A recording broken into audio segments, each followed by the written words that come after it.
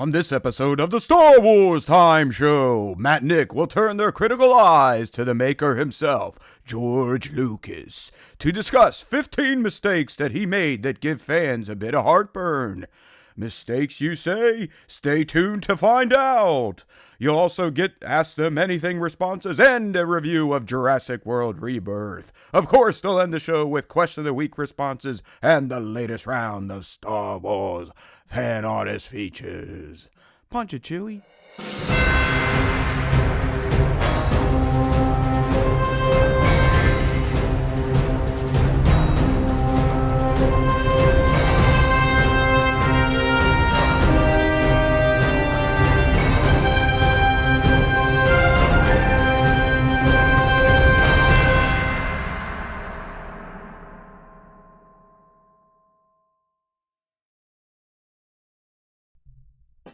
Hey now,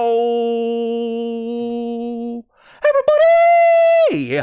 Welcome back to the Star Wars Time Show. It's good to see the live stream chat kicking, screaming, crying, laughing, hugging, sharing salutations. Welcome, my friends. It's good to see you.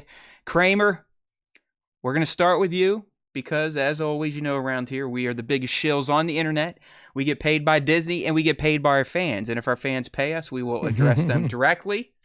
So I'm going to go to Kramer. Had a question to kind of kick off the show, and he gets to go first again because he spent some cash. That's just how we are, right? It's just how we are, people. So get used to it. We are money hungry. We need it.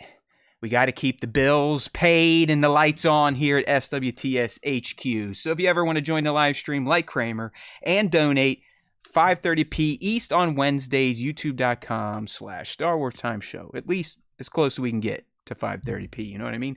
All right, so Kramer kicking things off. Even before we get into Ask Us Anything, he's asking, do you think James Gunn, Superman, has expectations in order for the DCU to be successful? Yes, I would say there are massive expectations considering the DCU's been a disaster from the get-go. And James Gunn was solely hired to come in with his pal and reboot it all. And if you can't kind of kick things off on the right foot with a Superman film, then you might as well call it a failure from the get-go. I'm trying to avoid Superman reviews at this point in time because I'm going tomorrow night and kind of want to go in with a clean slate. But I have seen some people broke embargo, which means they're trying to get some clicks, which means they're trying to say something about the film that may or may not be overly exaggerated. So who knows? All I know is that it's upsetting a certain political side in this country because Superman was referred to as an immigrant, which last time I checked, he always has been. He comes from a fucking imaginary planet called Krypton. So that makes him an immigrant by definition. All right, thank you. Okay, so there you go, Kramer. Hey, look at that. B-Mad throwing around some cashola, too. What does he want us to do? See Disney? It's not hard. That's right. Well, B-Mad, we love you. Based and brazen. He's even showing up in IG now as like some, I think it's like Big Dick Nick or something. I forget what his handle in IG is, but here we go. I also want to give a shout out to League. League's one of our more active members in our Discord, which is open. We've got 70 members in there. Most are pretty quiet, like young Nick. But I get in there. I monitor the conversations in the League. May the Force be with you and your partner. I see what's going on there. As someone that is approaching that age of, you know, potentially getting some bad news at a doctor visit, I speak your name, all right? And hopefully everything's going all right there with your partner.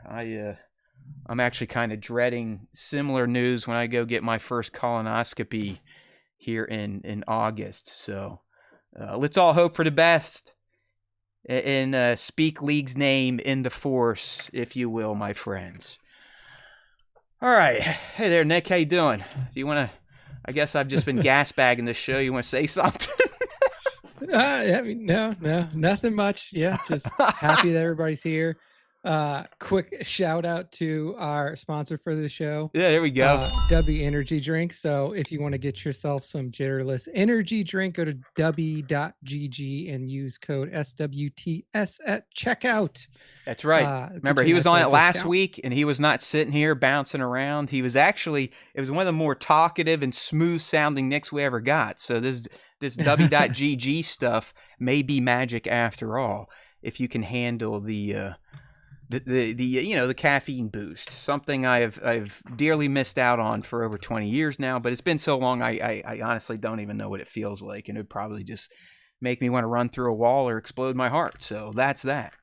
All right, well, we kind of gone through the opening BS, as I like to call it, so we're going to transition into Ask Us Anything. We always do it to kick off the show. You can look for the prompts throughout the week before the show goes live on Instagram, Discord, YouTube, pretty much everywhere. I don't know if I put that one out on Twitter, but who cares? It's put out on too many platforms. Just follow those socials, turn on the notifications for the Star Wars Time Show, and get involved, okay? We love when the fans play with us. So ask us anything, and then we always give them a fan segment at the end of the show with question of the week and all that stuff. You know what I mean? All right. So here we go. We'll do one of these, and then we'll do one of those. And we got some fun questions this week from the fan base. As always, they're very never related to Star Wars, which we appreciate. So let's see, Nick, what would they want to know this week from the good old dudes at the SWTS? All right, we're starting out with EKU Rory, who has found some time to put down Breath of the Wild to join our little show on the live stream here. So here you go, Mr. Smith. Did Mace Windu's arm fall into Jurassic Park? This is a great question because for those that are in the know, you remember Sam Jackson, aka the real Mace Windu, is in Jurassic Park, and at some point in time, his arm gets separated from his body by a raptor.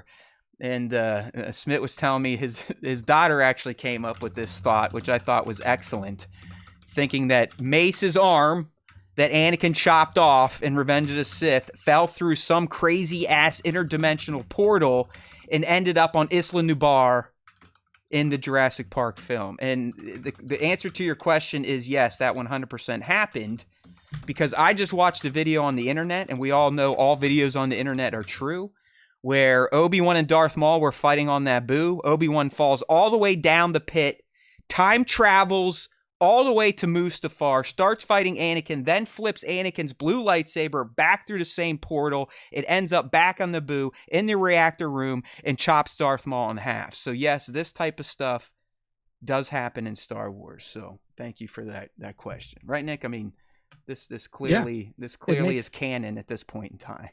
Makes total sense. It's canon. We know that the Jurassic Park and Star Wars universes are connected. So yeah, that's Mace's arm right there. Yeah, that's where you go get it. I still like that his kid made that connection. I think that's fantastic. He's doing something right. All right, Scion XTC. Maybe he's also in a Jurassic mood these days, Nick. But he's asking your thoughts on extinction, which I'm assuming is the Jurassic Park mantra, right? Yeah, and I think he's probably talking about Colossal Biosciences, which is like the company that had de-extincted the dire wolves, and they're working to like de-extinct the woolly mammoth and stuff like that. I mean, my thoughts on it are like purely scientifically driven. Like I don't understand with the dire wolves specifically. Like, I understand that like they're cool and it was a marketing ploy because people understand what dire wolves are now thanks to Game of Thrones.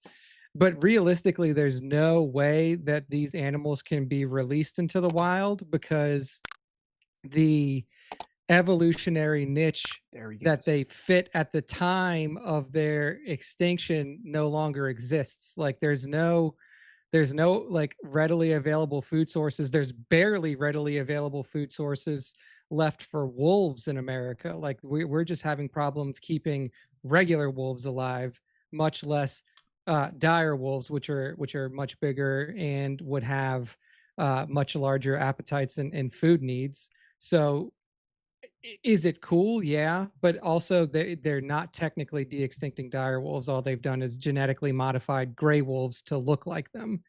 But overall, like it's interesting to see what their goal is with this, given that there's no chance that you can release these animals into the wild. Like they're purely going to be captivity based animals that are going to be relying on human beings to Yeah, survive. dude. So I was hoping you would go down the evolution rabbit hole because I do believe in it. It's pretty clear it's a real thing.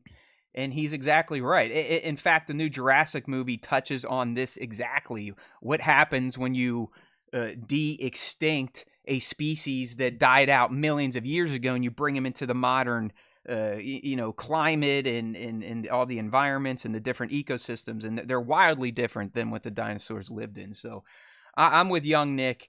It's a bad idea. It's gimmicky. Whenever you're fucking with life, that's getting a little wonky. That's kind of Sith type of stuff. So I say let's focus our science on trying to keep existing species alive, healthier. I don't know. Maybe work on trying to fix the planet. Although, listen, the planet is never going to need our help to fix it. It will cleanse us when it's ready. I just hope everyone is aware of that. Like, Mother Earth is a very resilient bitch. And when she's done with something that has been raping her, she'll let us know. Okay, it happens. All right, there's reasons that things have evolved over millions of years. It's because the planet's like, you know what, fuck off, you're done. Let's see what survives out of this, and we'll try again. So, no to yep. de-extinction. Yeah, we'll see how it goes. Like if they actually use the technology to fight potential extinctions or something like that, then that's a different scenario. But Yeah. I don't see the purpose in bringing back like a woolly mammoth that's not going to be able to survive on its own Yeah, without stupid. human It assistance. would just be like for rich people to go to a Jurassic Park-esque zoo. So screw them. Yeah, All right, and here's a good that would one be from super cool. But yeah. here's a good one from Rippick Tan Nick. Are there insurance companies in Star Wars? And if so, who is getting what covered? I like this. What do I you mean, think? I would hope not. I would hope that society was evolved enough in Star Wars to not have insurance companies that are there just to literally collect money from people in the instance that, like, in case something happens to you, then we might pay for it. Insurance companies in general are Biggest a scam on the giant planet. scam, and it is only due to the fact that we in our world today don't care enough about people to help them when they get injured. So Yeah. I I would hope not.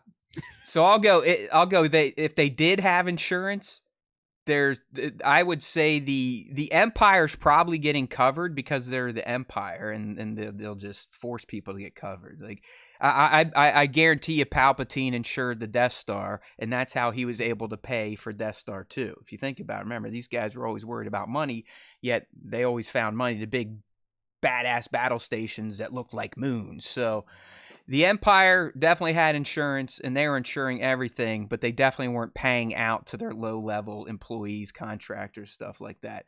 Rebels, no way they were getting insured because those were all controlled by the Empire. All right, so there you go, Rippick Tan. That's how insurance works in that galaxy that's so far, far away. Next up, Big Dizzle Niz, aka B Mad, aka Based in Brazen. So it's not Big Dick Nick, but I got the big part right. Okay. So here we go. Big Dizzle's asking, "Hey guys, B Mad here. Do you think Andor would have been as good if animated like Bad Batch?" I got this is a pretty easy one for me.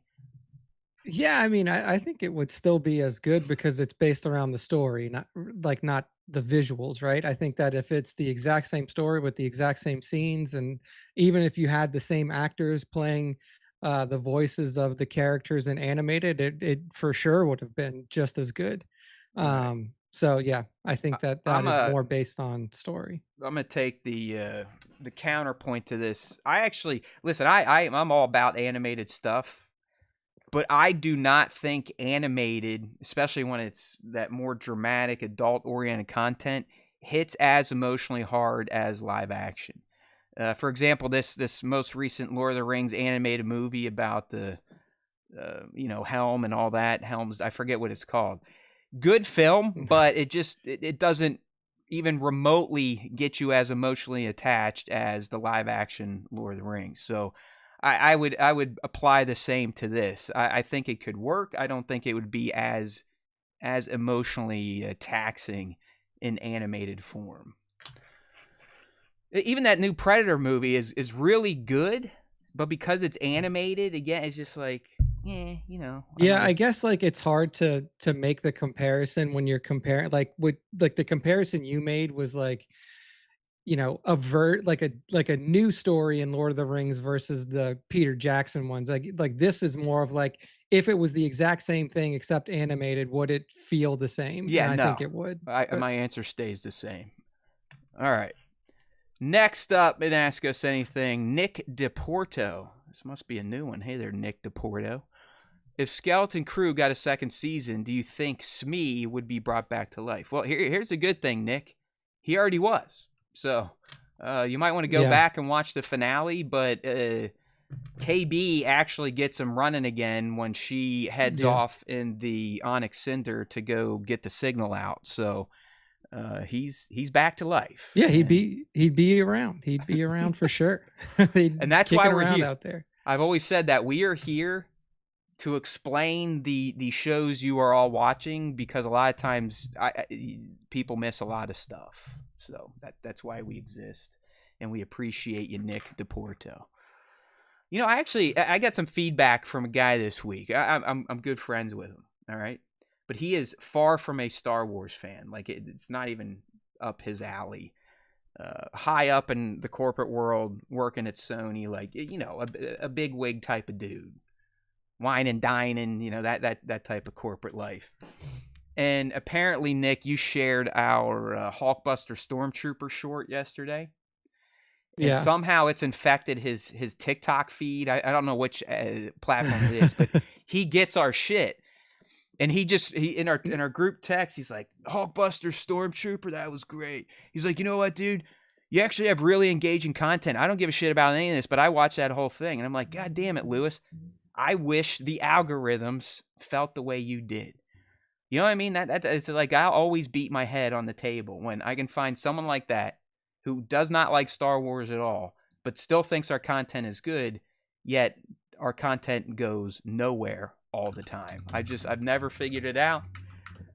I think it's the universe trying to fuck me over, but who knows? The Force is not with us. But thank you, Lewis, and everyone else that watches our dumb shit. Oh, and to the people that are upset that I've put out a new Sith video using AI Scott and Sally, get a life, all right? I'm one man.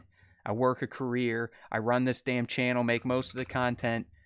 I don't have time to just sit here and fuck off and narrate videos all the time that no one's going to watch. So, yeah, I'm going to use a little AI to narrate videos that no one's going to watch.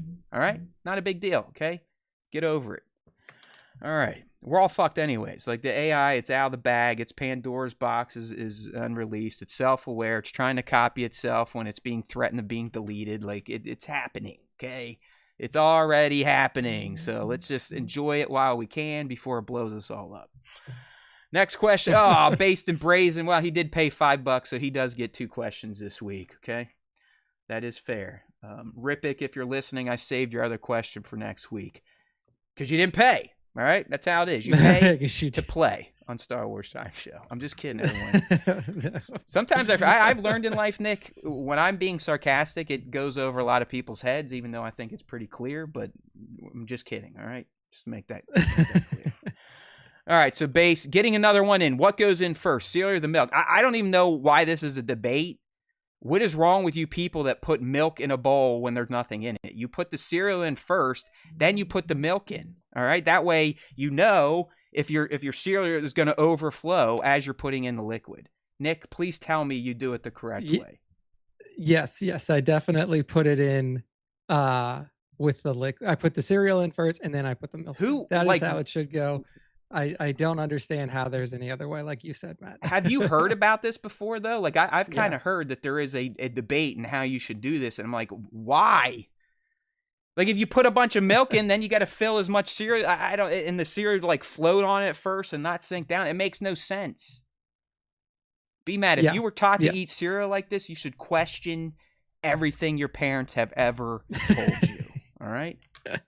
Yes. Thank you, Oh, League. man. Thank you, League. I know I'm correct. I just want to put that out there. All right. And maybe not last but not least, we got Nick's buddy Phil here, Mr. Aerospace. Power Rangers, yay or nay? I mean, I grew up with Power Rangers. I had Power Rangers toys. I played with those quite a bit when I was a kid. I obviously haven't watched it again recently. I know that there was like a reboot that happened, and people were pretty cool. It was like a more adult oriented reboot.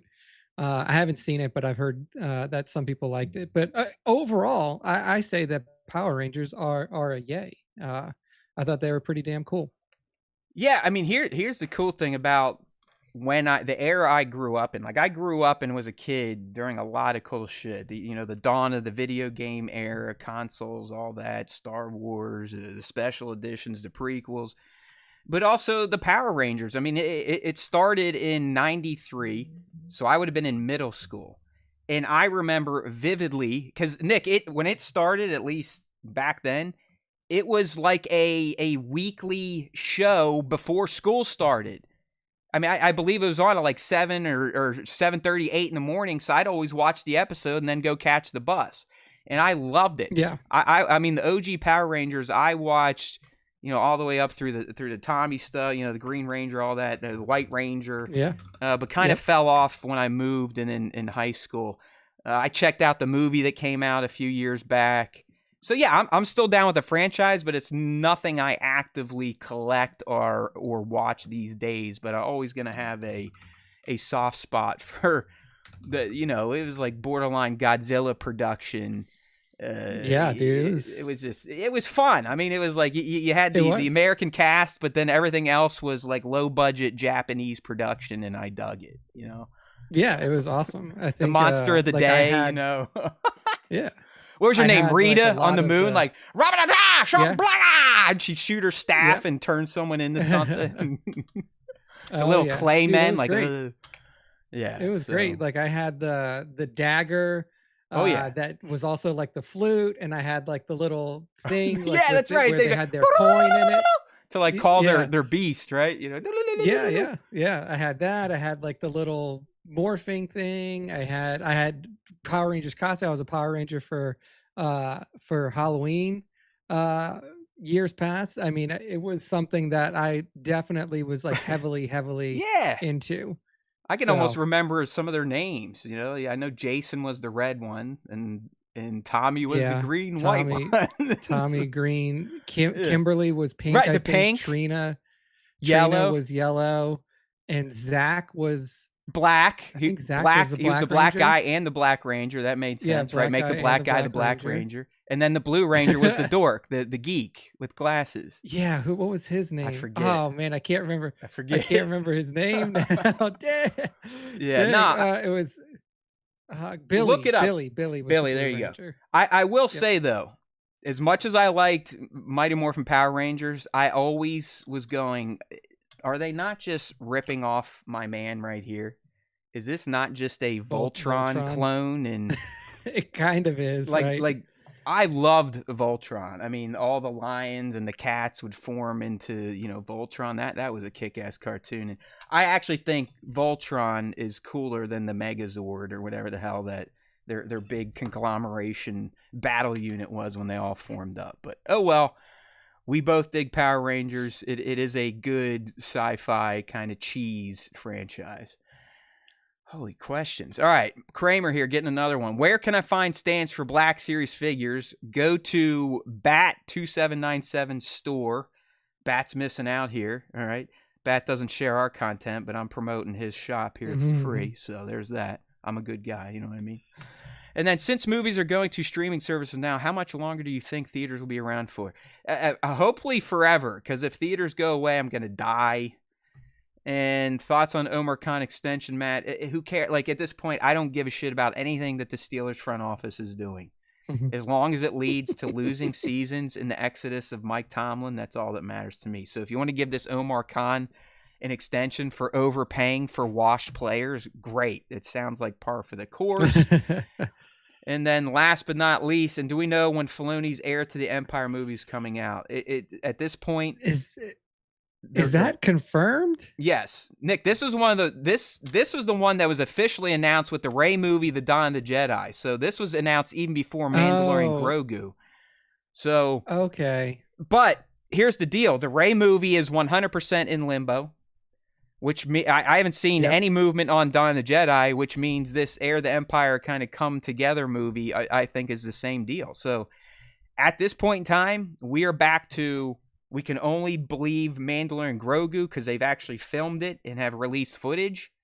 And I think Starfighter is probably the next best bet for actually getting a Star Wars movie because they brought an actor out, a director, and they said it's going to start filming this fall. So I guess that one still has a chance to get fucked, but the three movies announced many years ago officially at Celebration, you might as well just consider them in Rian Johnson trilogy land at this point in time, or Taika Waititi land.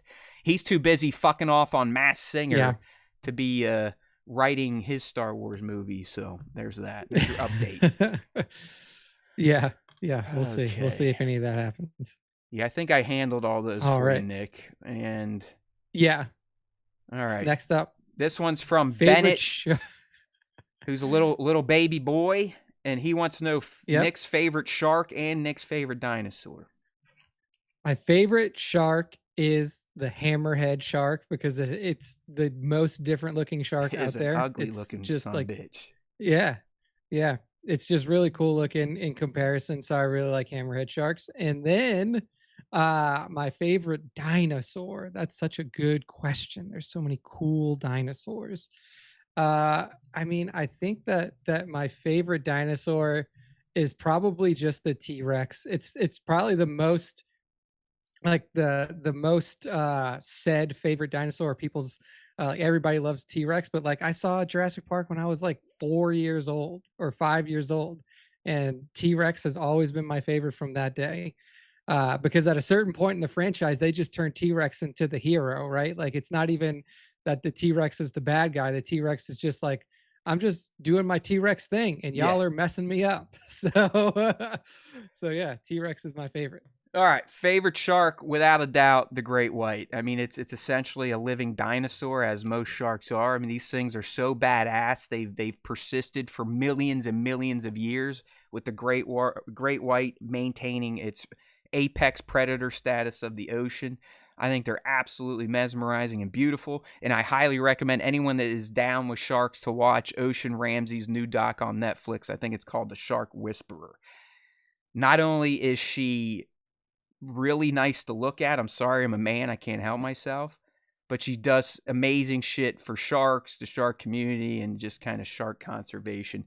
Plus, she has bigger, I don't know what, ovaries than any of us, because she literally free swims with tiger sharks and great whites right next to him, holds on to him, pets him. It's fucking nuts. So check that out. Dinosaur, I'm with young Nick. There is no better dinosaur than the T-Rex. Screw all this stupid shit Jurassic World and Park has gotten into with Giganosaurus and all this goofy shit. Don't worry, I'll be talking about Rebirth and that bleh of a movie and whatever. I'll save it, but my God, is that just a disaster. All right. And last but not least, this one's coming from Blanche. We got the whole Spencer family in this week. I must have missed his question somehow. Sorry, Spencer. What is your favorite school supply item that you ever got as a kid, Nick? Do you remember, like, back to school and before everyone just used tablets and notebooks? Our old asses had to actually carry around backpacks with pens and paper. Did you have an item every year, like, check this out, boy? I didn't really have any of those because my stuff was never branded. Like I never had like, oh, I have a cool Power Rangers Trapper Keeper, or I have like a Star Wars lunchbox or something like that. So none of my stuff was ever like, oh, you got the cool thing that has like the characters on it or something like that. So for me, it was definitely, if there was one thing that I like remember using that, like school supply that wasn't necessarily for school work, it was probably my like plastic pencil case, like the plastic pencil case Yeah. that was like rounded and like snap shut, because you could make bookmarks out of them, because at the very top of it they had this little indent where they had their brand name on it, and if you filled that with Elmer's glue and then just let it dry, it perfectly peeled off and came out just like a bookmark. So Look at that this was probably guy. my favorite thing. Not only was he sniffing glue, but he was using it creatively. So kudos to young Yeah, Nick. see, there you go. Did you You ever put had?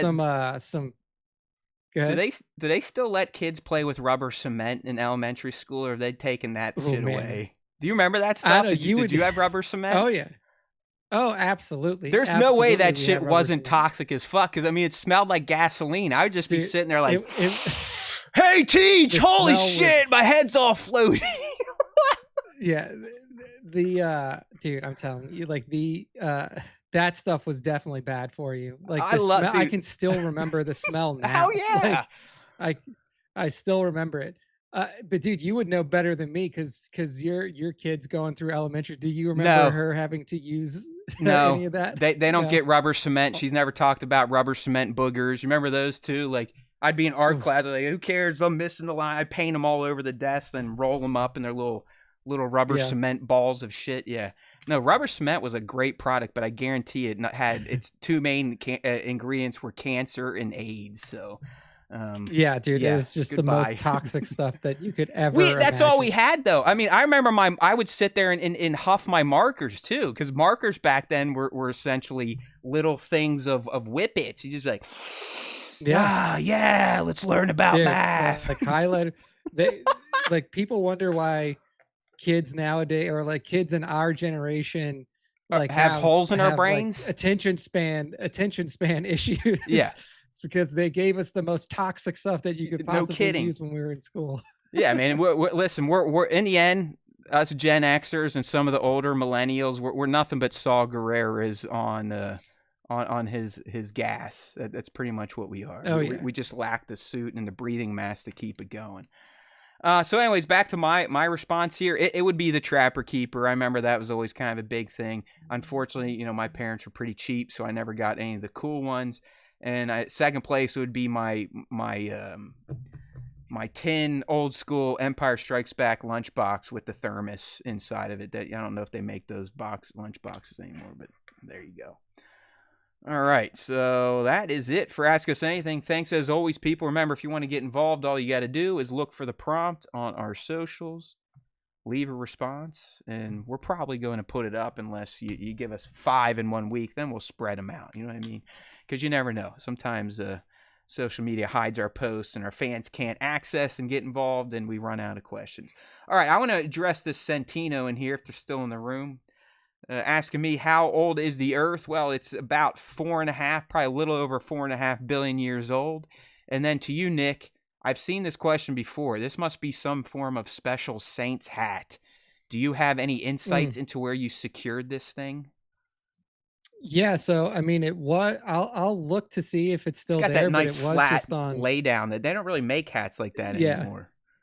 So I have, as Matt knows from when we were going through our hat saga years Abnormally ago, I shaped have a head. very, yeah, I have a weird shaped head, and like the hats that Matt wears don't fit me well. So I usually look for unstructured hats. And I got this one just on the New Orleans Saints shop. Is it So fitted this is a, or some form of strap or nope, snapback? nope. So you got the Okay. strapper on the back. I can, like, I used to wear exclusively fitted hats, but now it's just hard for me to find fitted hats that fit my head properly. So um I needed to find like a different size.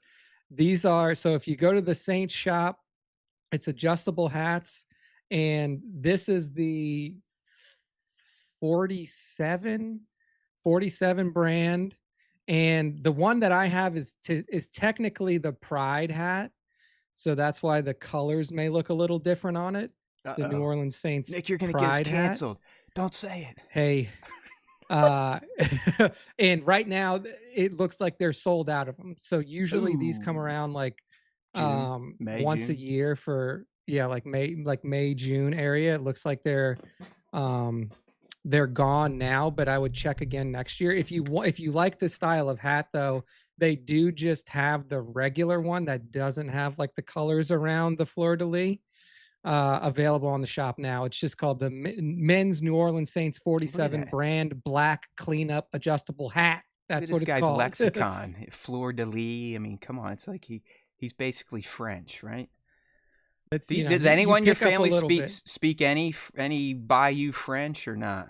My grandma, who's passed away now on my mother's side, spoke only French when she was a child. And when she went to school, every time she spoke French, the nuns would hit her on her hands with a ruler to break that habit. Makes sense. But even into her like 80s, my grandma would dream in French. And she would so yeah. Anyone in that family practice voodoo? We might as well ask that too. You never know. Not that I'm aware of, but if there are family members that are listening that are hidden, his brother is, and right now he has a Nick doll and he's going to stab him in his shoulder. And Nick's like, oh. All right. If we have any voodoo practitioners in the family that are listening to this podcast, let me know, because I could use some voodoo magic. Yes, we need to vex some people. You know what I mean, or hex some people. That's right. Is vexing and hexing the same, or are they different things? All right, who cares? Okay, let's do. We got a little pop culture talk to get into before we touch in or dive into our main segment this week, which is 15 mistakes from the maker, aka George Lucas. And no, don't start throwing tomatoes at us.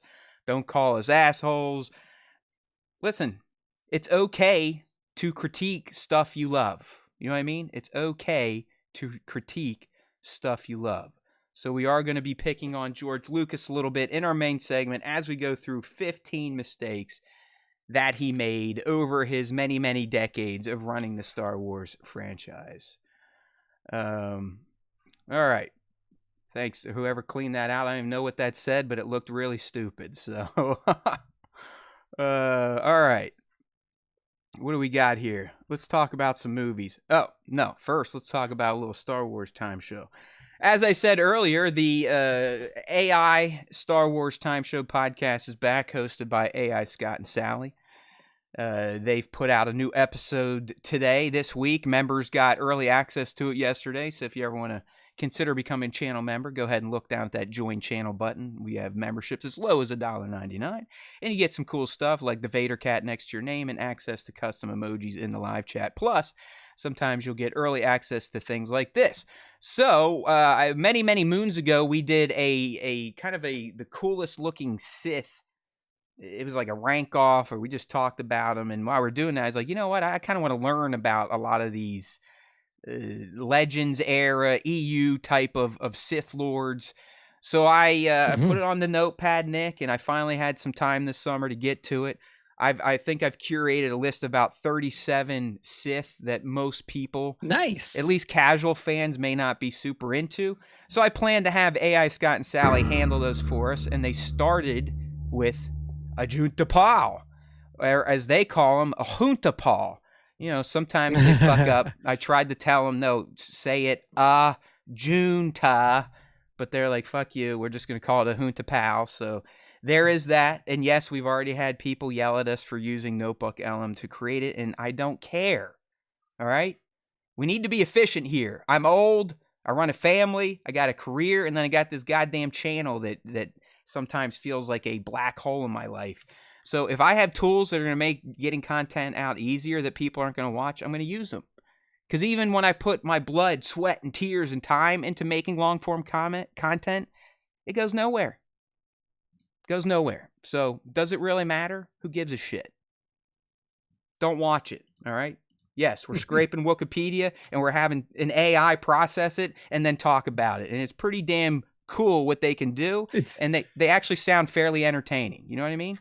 Yeah, it's impressive. It's impressive. And hey, this is a great way to intake a ton of old Right. Legends content, because I'm going to tell you right now, Ajunta Paul is like a deep cut. Like this is He's the the guy. like He's the it was the godfather of the original Sith Sith. Lord. Yeah. Yeah, like this is the first Sith Lord after the Jedi Schism happened. Before there, like this was like all of the Jedi were together and then having fun, and Yes. everybody was all hunky dory, and then boom, split.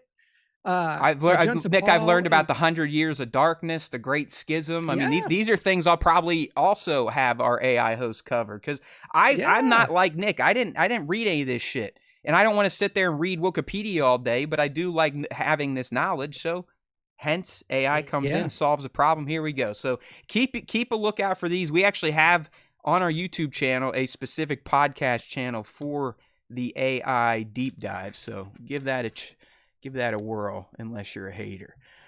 All right, before we get into George's mistakes, real quick, little review of the latest Jurassic World film, Jurassic World Rebirth. I promised Nick I'd try to do my best to not sour it. So Nick, if you want to mute me, and I'll wave, and you'll know.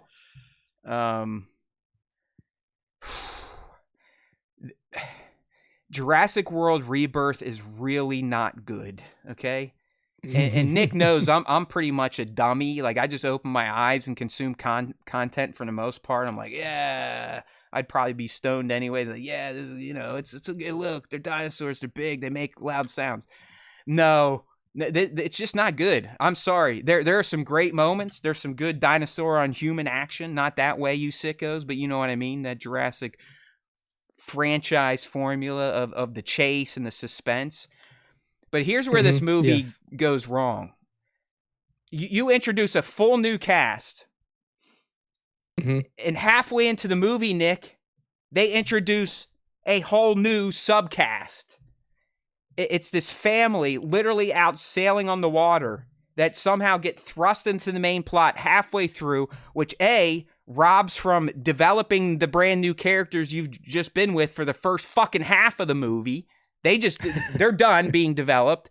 Then you got these fucking idiots that are literally just introduced to provide more humans for dinosaurs to chase.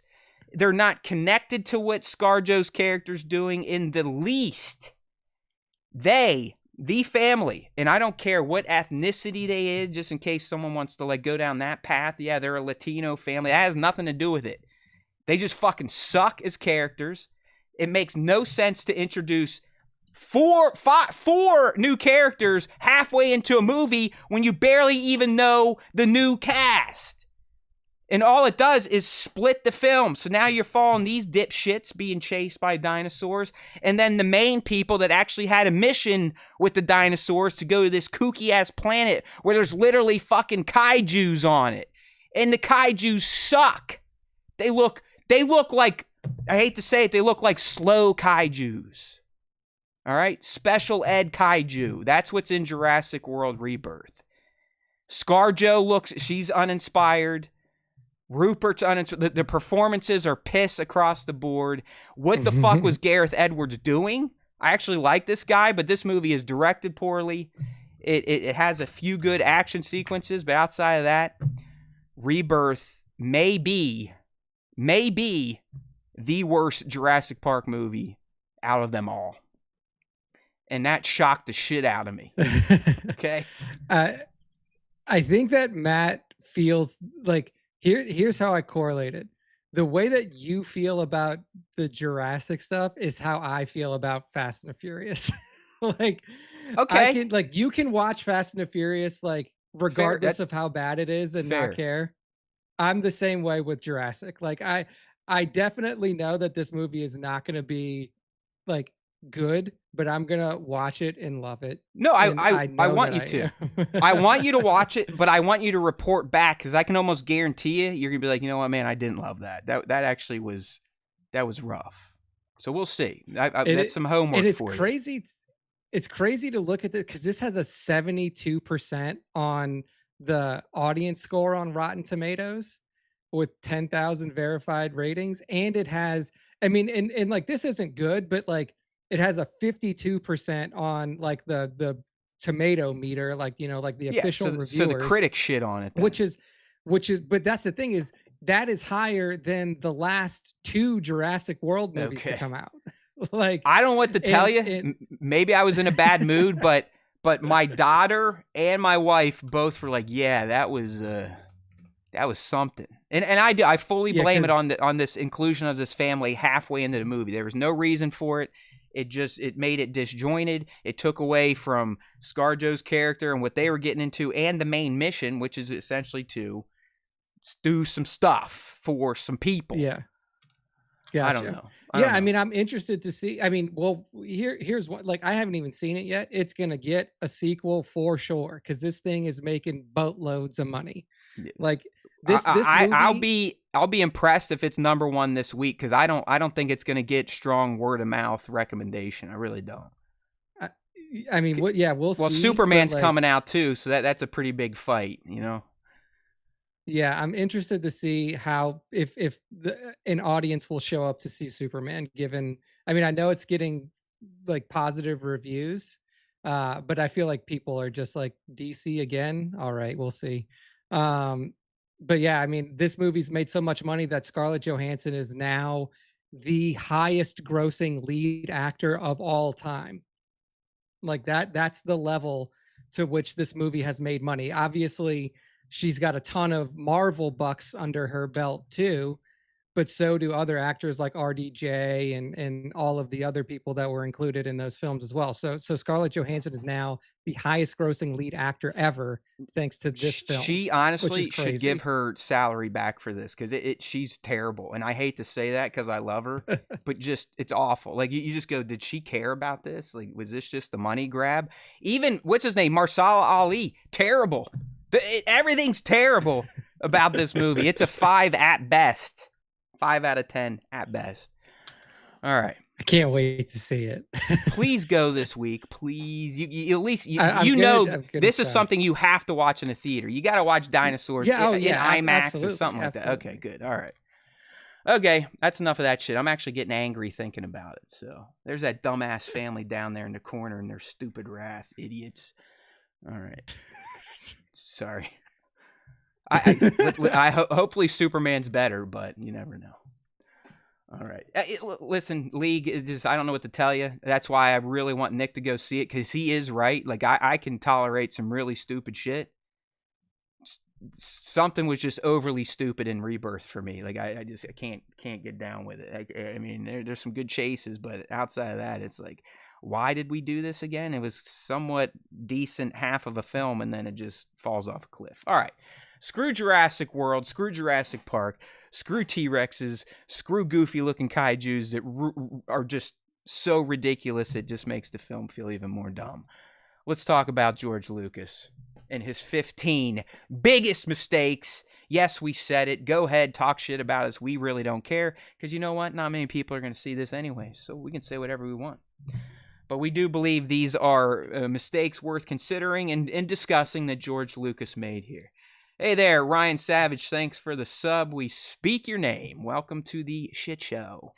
All right, so number 1 here. I forgot to put a title slide in, but, I forgot to put a cover because young Nick made us some title slides this week. All right. He's breaking out his design skills. Gave me a little bit of a break. Maybe we'll do this again next week. We got to pick our topic. I'll try to do that tomorrow so we can kind of keep this train rolling. But anyways, here's number 1. Our first mistake, honestly, George taking a 22-year directing break between Return of the Jedi and The Phantom Menace. Remember, he didn't touch, or actually he didn't even direct Return.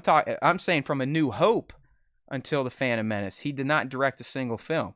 Yes, he was involved with Indiana Jones by producing and writing and stuff like that, but he did not direct a film for over 2 decades, which, you know, if that's kind of your thing, usually you don't want to take 22 years off of it. There might be a little rust that needs knocked off, and that, I think we all kind of saw some of that rust when he took over the director helm again in the prequels. So, first mistake here, Nick, is that long break. I mean, did you Do you think that impacted his ability to be a better director? I mean, anyone that puts more hours into their craft are naturally going to get better, right? So, Yeah, I mean, you would imagine that he would have done like small and like here's the thing, like I don't know if he just did like small like short films that never got released, or he did like, shadow directing on certain things. We're just talking about what we know he did.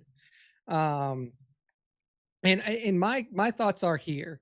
So unquestionably ESB and ROTJ are better than A New Hope. Can that be chalked up to the different directors? Can that be chalked up to Irvin Kershner and Kasdan? Like, who knows? Or Richard Marchand on ROTJ? Who knows?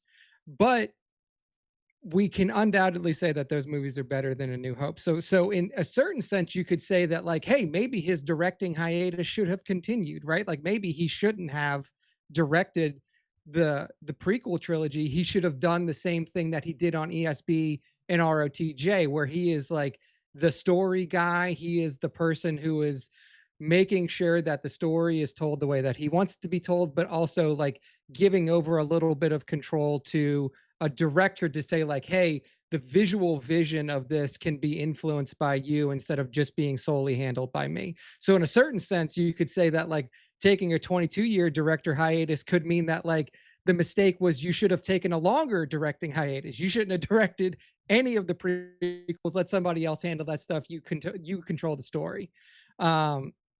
But if we're taking it from the fact that like he should have directed something else before directing the prequels, I agree that like he should have knocked off some of that rust, like you were saying, Matt. If he knew he wanted to direct the prequels, like maybe do do a couple episodes of TV, do a short film, do something like that to really get back in the swing of things, especially considering the massive advancements that happened between when ROTJ came out versus when TPM came out.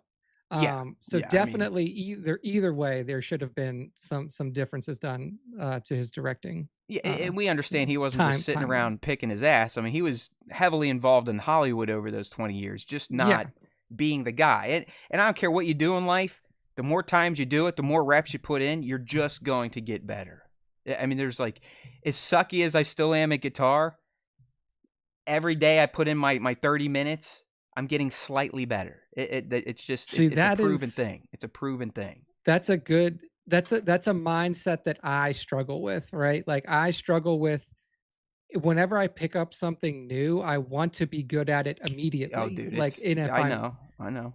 Yeah, like it, and that is something that I struggle with to this day, because it's like I like there's a ton of things that I want to do, but then I start doing it and I'm like I get frustrated by it, or I don't say. I was like, well, what's the point of me doing this and sucking at it when I can just like it's just eating up my free time? It's a bad mindset to get yourself in. I wish, I mean, because I'm going through it right now with two things, and they've now moved into jobbies, and it's golf and guitar. They're both extremely hard. Golf, I put in over 30 years, and I still can barely play it. Like, I've completely lost my swing. I'm going to a guy and paying him way too much money to figure this shit out. And Nick's right. It's just like, I should be good at this, and it gets frustrating. But if I keep practicing, keep going, things will get better. Like I was trying to learn some blues licks 2 weeks ago.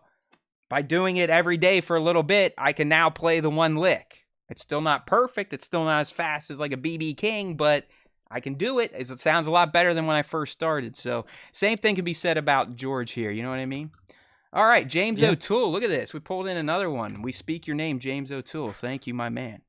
All right, so number 2 on this list, and it sort of plays into this one. But we think another mistake of George is that, after trusting other directors and writers for Empire Strikes Back and Jedi, when it came to the prequels, he came back to taking full creative control of everything. And we all know what that led to, whether you want to admit it or not. I understand to some of you younger gens out there, there's no holes that can be poked in the prequels for you. And, good for you all. It's a dreamland you're living in. But listen, the prequels had clunky dialogue, wooden performances, tonal inconsistencies.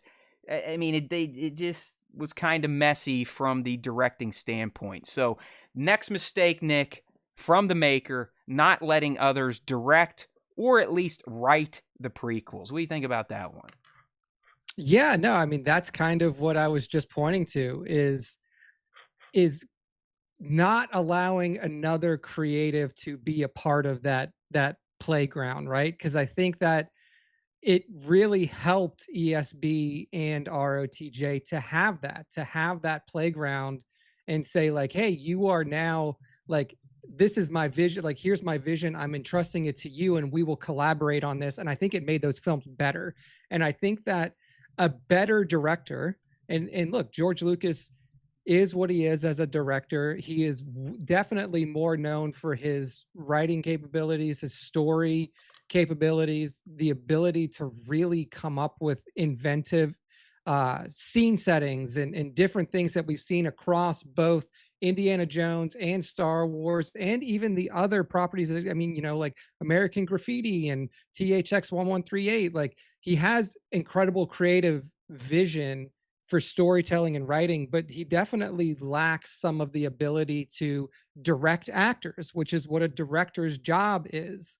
So I definitely agree with this, that if you would have brought on a more seasoned director to the prequels, those movies probably would have felt a lot better, even if the story was exactly the same. Yeah, I agree. I mean, I know it sounds like we're just hammering the poor guy, but just go. Yeah, Howard the Duck, nice one, Red Dog 5, old school. That actually is kind of a fun movie, although it's got that kind of child loving actor in it now that was needed to be cut from Beetlejuice 2, if anyone knows what I'm talking about. The guy that Yes, essentially yes, got Pee yes. Wee Herman in trouble, if you watch that documentary. Yeah, okay. Yeah, I mean it's clear. You can go back and listen to interviews from Mark Carey and Harrison back in the 70s and 80s, just almost making fun of George's directing skills. He'd be like, yeah, just read it as written. And they're like, oh, okay, you want me to say it's no moon and the flabbergasser and the budo? And then they're like, okay. And they would just deliver it. And he'd be like, okay, sounds good. You want me to do another take, George? Change it up? Nope, got it. Cut. So he's always been known as not the best actor's director. And I do think a director, the biggest thing they bring to a project is their ability to get the vision of the screenplay into the minds of his team or her team or their team and make sure the actors know exactly how to bring that character to life in that particular scene that they're shooting that day. And as great as George is and as amazing as he is, I mean, listen, he is a god among humans when it comes to creating stuff. We're not taking any of that shit away from him. But he did, at least with the prequels, struggle with a control issue, and it shows. Let's be real, it shows. All right, I can see we're having a browser issue down here, Nick, so let me give a little shake to the mouse running that feed. There you go, VertStream. Now we're on the right page. Did we say thank you to James O'Toole for the Yeah, sub? yeah, I gave him We Speak Your Name, okay. So we speak it again, James. Welcome. Stick around. All right, the next mistake by the maker, a.k.a. George Lucas, that we have put on this list is the over-reliance of CGI in the prequels. I mean, listen, his whole deal with the prequels was to push digital innovation. To me, and I think to a lot of people in the industry, they looked at the prequels as George just trying to prove to everyone in Hollywood that, hey, digital's the way to go. It's cheaper. You can literally see what the scene's going to look like that day on set. But it led to an overuse of CGI in the prequels. I mean, Attack of the Clones was essentially shot on nothing but blue and green screens. So a lot of the scenes for the time, you know, it looked really good. But now when you look at it, especially, you know, when the clones are coming in at Geonosis and stuff like that, they feel a little bit weightless. They don't feel like they're real characters. They still feel like they are computer generated. So I think Lucas's over-reliance on CGI with the prequels, mostly just to sell his vision, was a mistake. Yeah, I will agree with that. I think that it was really hard for him to not get caught up in it. It was like impossible for him to not get caught up in the CGI revolution that was happening, because he was, as you mentioned, like, he was leading the way on this. Like, he owned at one point, I can't remember if he still owned ILM at that time Yeah. or if he Yep. was like, yeah, so at that time he still owned ILM. So like he was there seeing everything firsthand before he even started working on the prequels. Like ILM did Jurassic Park and he saw Jurassic Park and this dude was like, you can make dinosaurs come to life. It's Yeah. He's time like, for I'm me to ready. start thinking about Exactly. Star Wars again. Um, so the excitement that he had for making Star Wars again was purely around the CGI revolution in film. And it was really hard for him to not over rely on it. But I think that even if you asked him now, like he may go back and say, like, maybe I could have used more practical effects in this to make it feel more grounded, you know. And I think that's what a lot of the focus was on the initial thoughts on the sequel trilogy was let's bring some more practical effects back into this to not feel as gimmicky and not feel as over reliant on CGI as the prequels were. And I do think that, like, regardless of your thoughts on around the story of the uh the sequel trilogy, I think specifically TFA and TLJ look incredible in the Star Wars universe. There Yeah. were a lot more practical effects and everything like that. So yeah. I mean, listen, like League's pointing out in the live stream chat here, it was kind of what was happening at that time. I mean, a lot of directors got kind of chubs over the new technology and what they could do. But you know, George was the champion, and again, not bashing him because look what he has done. Again, I mean, he changed sound way back in the day. He changed special effects way back in the day, and he has now fundamentally changed how movies are shot. That's all. The digital movement is all George Lucas. There would be no Mhm. digital productions if it weren't for George Lucas. I know you still have some of these fucking artsy fartsy directors like, I gotta use film, like Christopher Nolan. It's like, why? No one watching the end product knows because they're all being displayed on digital projectors these days anyways. We're not even seeing the fucking film grain, pal. And it's just a big pain in the ass for you and your editors to sit there and stitch the film together every day and watch dailies that way when you literally can be like, shoot and watch the scene as it's going to look if it's digital. So I'm giving him all the credit in the world for the technological innovations. He just used it to his film's detriments back then, if you know what I mean. All right, next mistake Yeah. from our buddy George Lucas. Sorry, George, I know we're kind of kicking you while you're down. You're getting older these days. And you're probably going to cut us off after this segment, but we have No to more speak our checks truth. from GL. That's right. We have to speak our truths. So next up here, and this one may be the biggest mistake of all time, especially for people my generation, people that grew up with the original trilogy, Nick. But we're talking about George's his mantra that the theatrical cuts of the original trilogy should essentially be dead, gone, and never to be viewed again.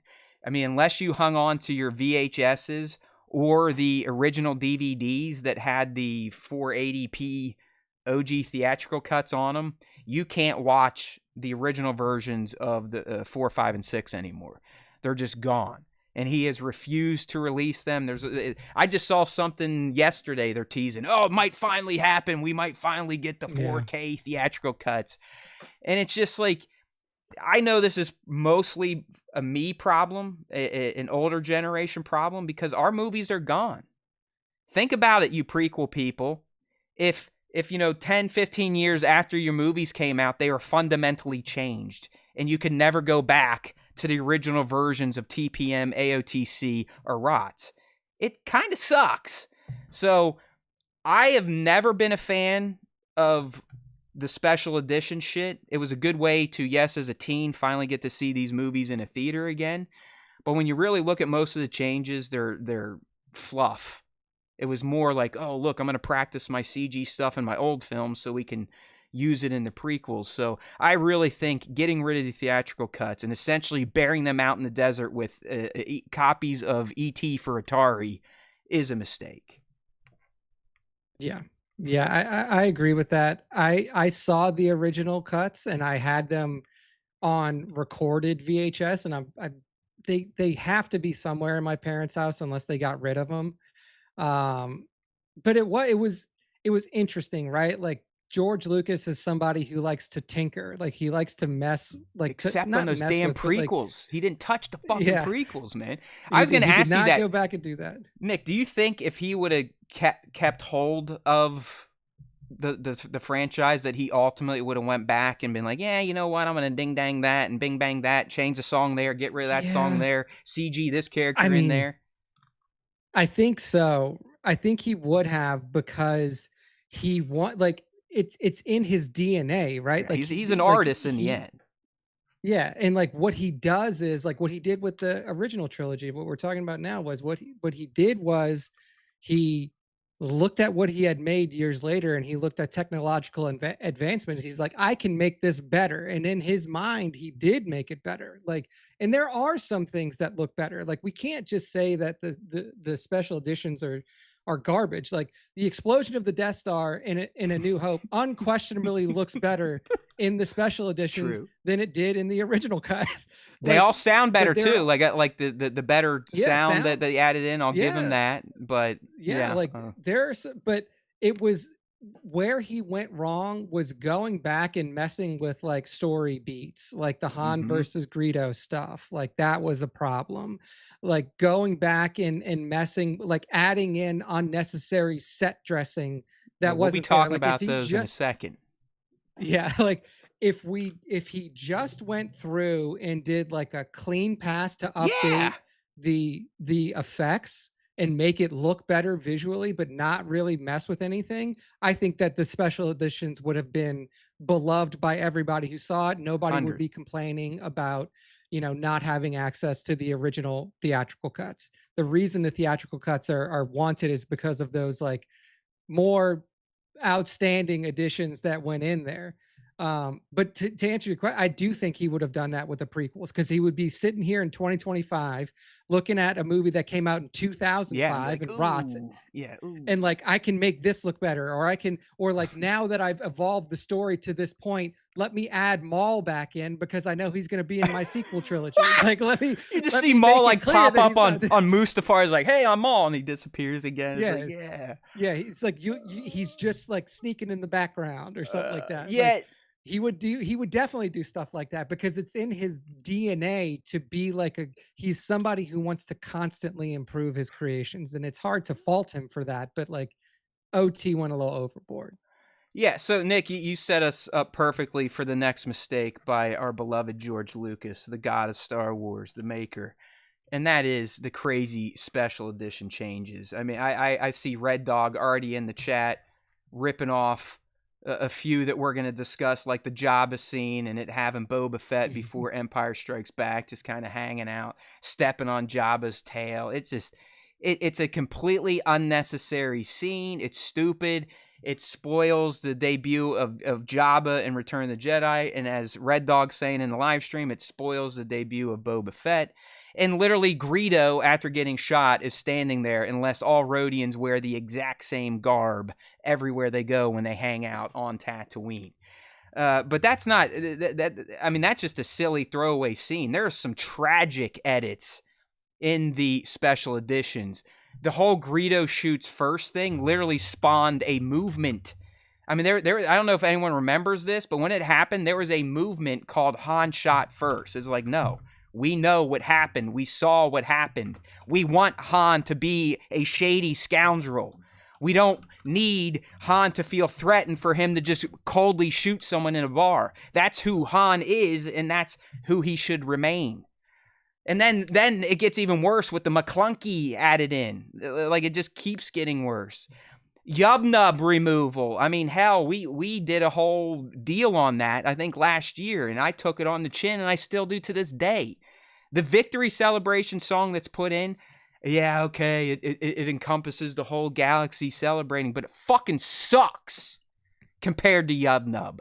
Give those goddamn Ewoks their due. They fought the damn Battle of Endor. They helped to win it. They should be able to sing Yub-nub, and I want it to end in that chorus. I like, hula beat blow, hula beat blow, hula beat blow. and then it goes right into that Star Wars jam. I mean, that, it used to give me chills. I love that transition from the Yub Nub into the end credits song. It gets even worse with the damn Ewoks, and then we get Hayden Christensen coming back as the Force Ghost. Sebastian Shaw just gets kicked the fuck out. I mean, just not good, right? I mean, these just were unnecessary changes, as Nick said previously, that affected story beats. Right, young Nick? Mm-hmm. Yeah, that's the biggest thing for me. Like, you could have kept the Yub Nub song and still had the additional, like, the, you know, visuals that you wanted to put across, like showing Naboo and showing, you know, all of the different planets that you would go to, Coruscant, whatever else was, you know, like, you could have kept the Yub Nub song. I don't really understand why they removed the Yub Nub song. Oh, I've had so many explanations. It was to show the real victory of the galaxy celebrate. The galaxy, no one was fighting in the galaxy but the motherfuckers at Endor. Right? The whole goddamn Rebel Alliance was at Endor. They weren't at fucking Coruscant. They weren't at Bespin. What are we talking about? That's right. That's right. So of course I'm animated, based, and brazen. What do you think you would do if they took your prequels and changed fucking stories and changed songs that you were expecting? Come on. Changed them all. I am psyched. Yeah. I mean, I think that the biggest one for me was the Han, like the one that's represented on the screen that we're looking at now.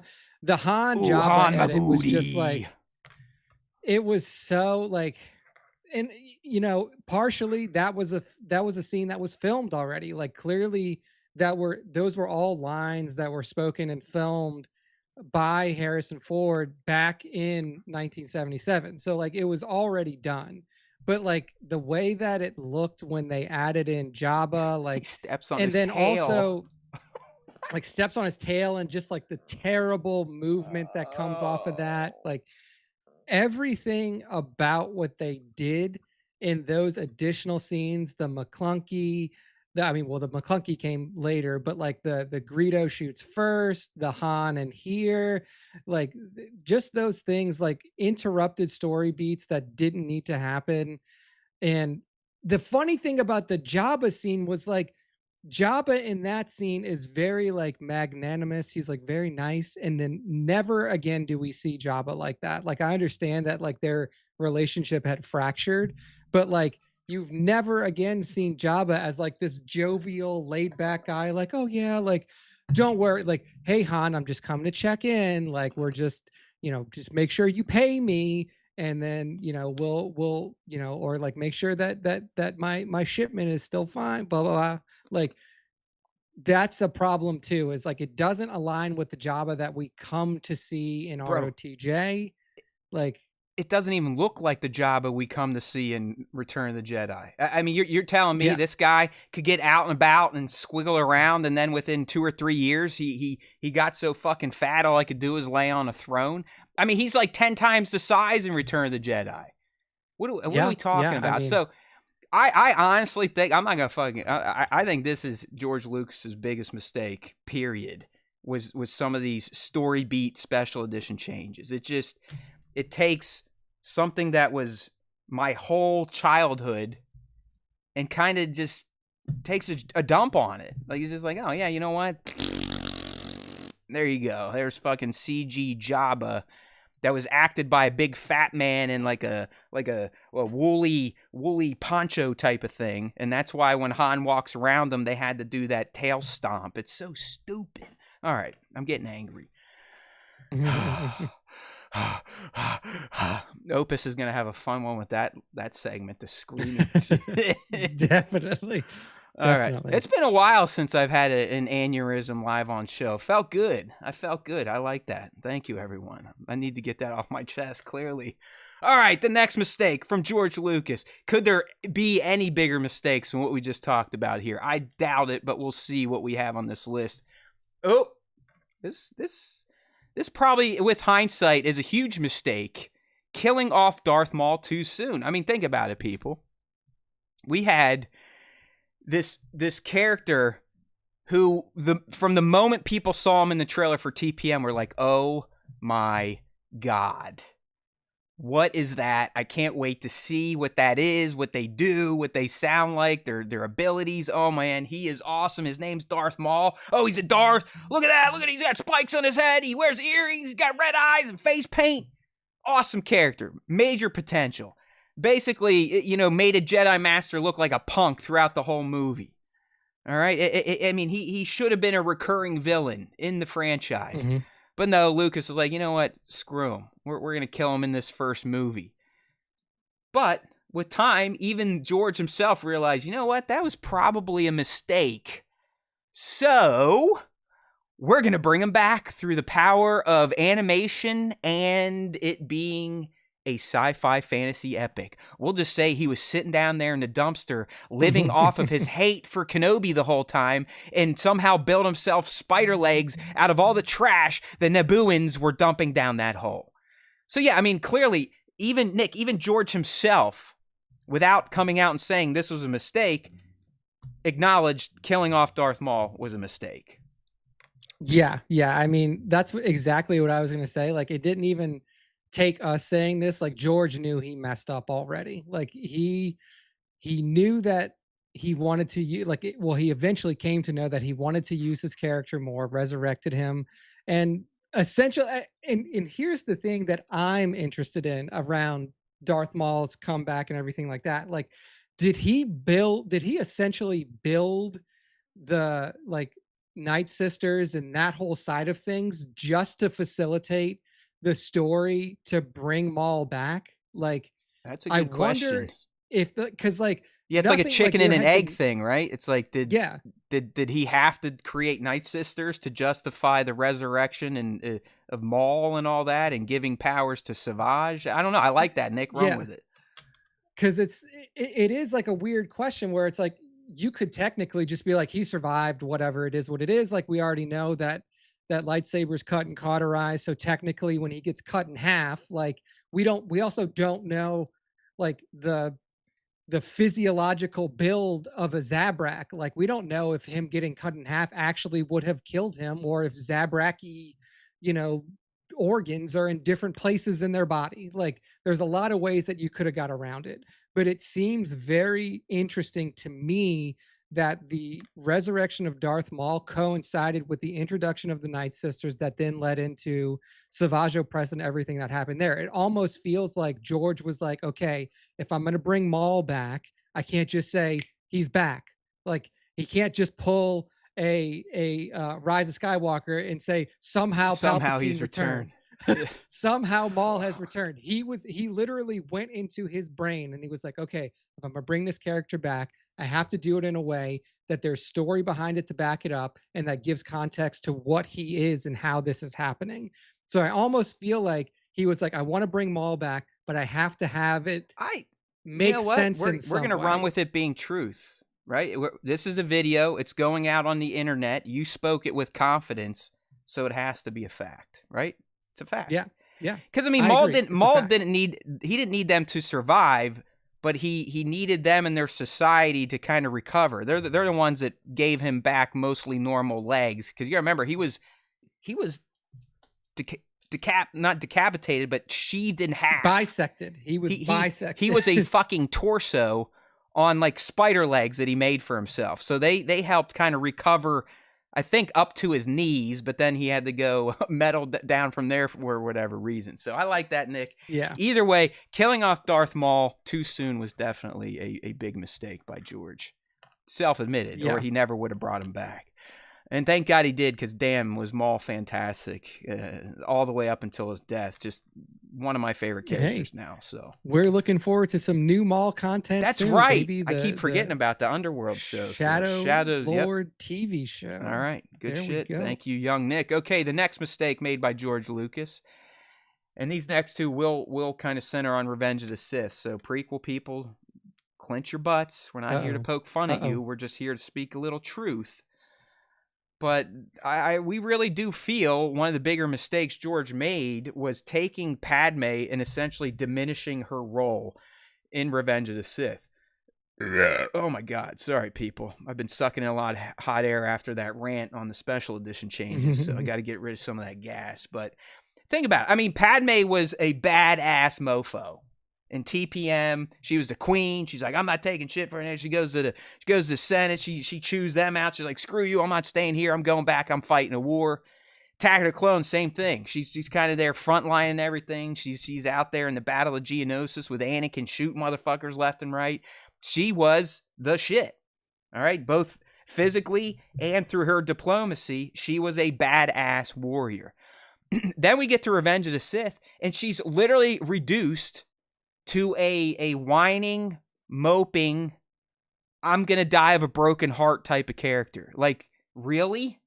This strong-ass woman is reduced to someone that is just, like, always, cowering, like, oh my God, and she dies of a broken heart. Like, that is a major mistake for this character.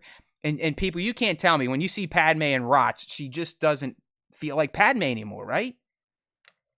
Yeah. Yeah, I agree with that. It is such a stark fall off from, like, this badass character that's in the Geonosian arena, like, fighting alongside Obi-Wan and Anakin. Yes. Like, yes. like, standing up for herself. Like, she was always, like, in the first two movies, she kind of followed that, like, firebrand sensibility that Leia would come to inherit 100 from her in the original trilogy. But then, like, and I know, look, she's pregnant. Like, when you are, like, when you're pregnant, you become more protective of yourself, of your body. There's a lot of hormonal changes that are happening. So, like, things change about you when you are pregnant. That's just how things work. That's physiology, that's science. But it does feel very, very stark how much her personality changes immediately. Yeah. And, like, it feels like even being pregnant, Padme would still be, like, a more forward person. Like, she would still be, like, her aggressive self, and she would still hold the beliefs that she held before, and she would still act in ways that would be congruent with what we saw in the first two movies. But it completely shifts. Like you said, like, she kind of turns waifish and, like, almost like a damsel in distress to a certain degree. And it just doesn't fit the way that the character had progressed through those movies up to that point. And I wonder what facilitated that, or, like, why he felt like that needed to happen to that character, because you could have still had the same journey where, like, Padme dies in childbirth, but, like, make it to where, like, she is a fighter, like, make it to where she is, like, who we knew her to be in the first two movies. She gives up. And then, she literally gives up. Literally. There was no medical emergency with the delivery. I mean, that creepy thing's like, oh, shoulda, and it, like, jams that thing in her and pulls out the babies, and she's like, oh, Obi-Wan, they're still good in him. It's like, what? Dude, it's like, I would have, and, like, at least it should have been. I mean, I remember Gillard said essentially it was initially Anakin was going to fucking manhandle her on Mustafar, like, not only force choke her, but throw her ass into her ship. And that would have justified, all right, her internal organs probably got scrambled, so yeah, she's going to die of physical injuries. No, she's just like, hey, you know what? I delivered his babies. The world's fucked. I'm tapping out. Peace. See ya. Yeah. Good luck, Obi-Wan. Like, it's your problem now, dude. And even leading up to that scene, like, I know that it gets, it's a scene that gets quoted a lot, but, like, the exchange between Padme and Anakin when they're on Mustafar, where she's like, you're breaking my heart. Like, she just turns into this mouse-ish character where, like, Padme from AOTC would walk up to that dude and smack him in the face. Yes. Like, grab his stupid wig and be like, what the fuck are you doing, Anakin, you stupid slave boy motherfucker, and smacking him around. That's exactly right.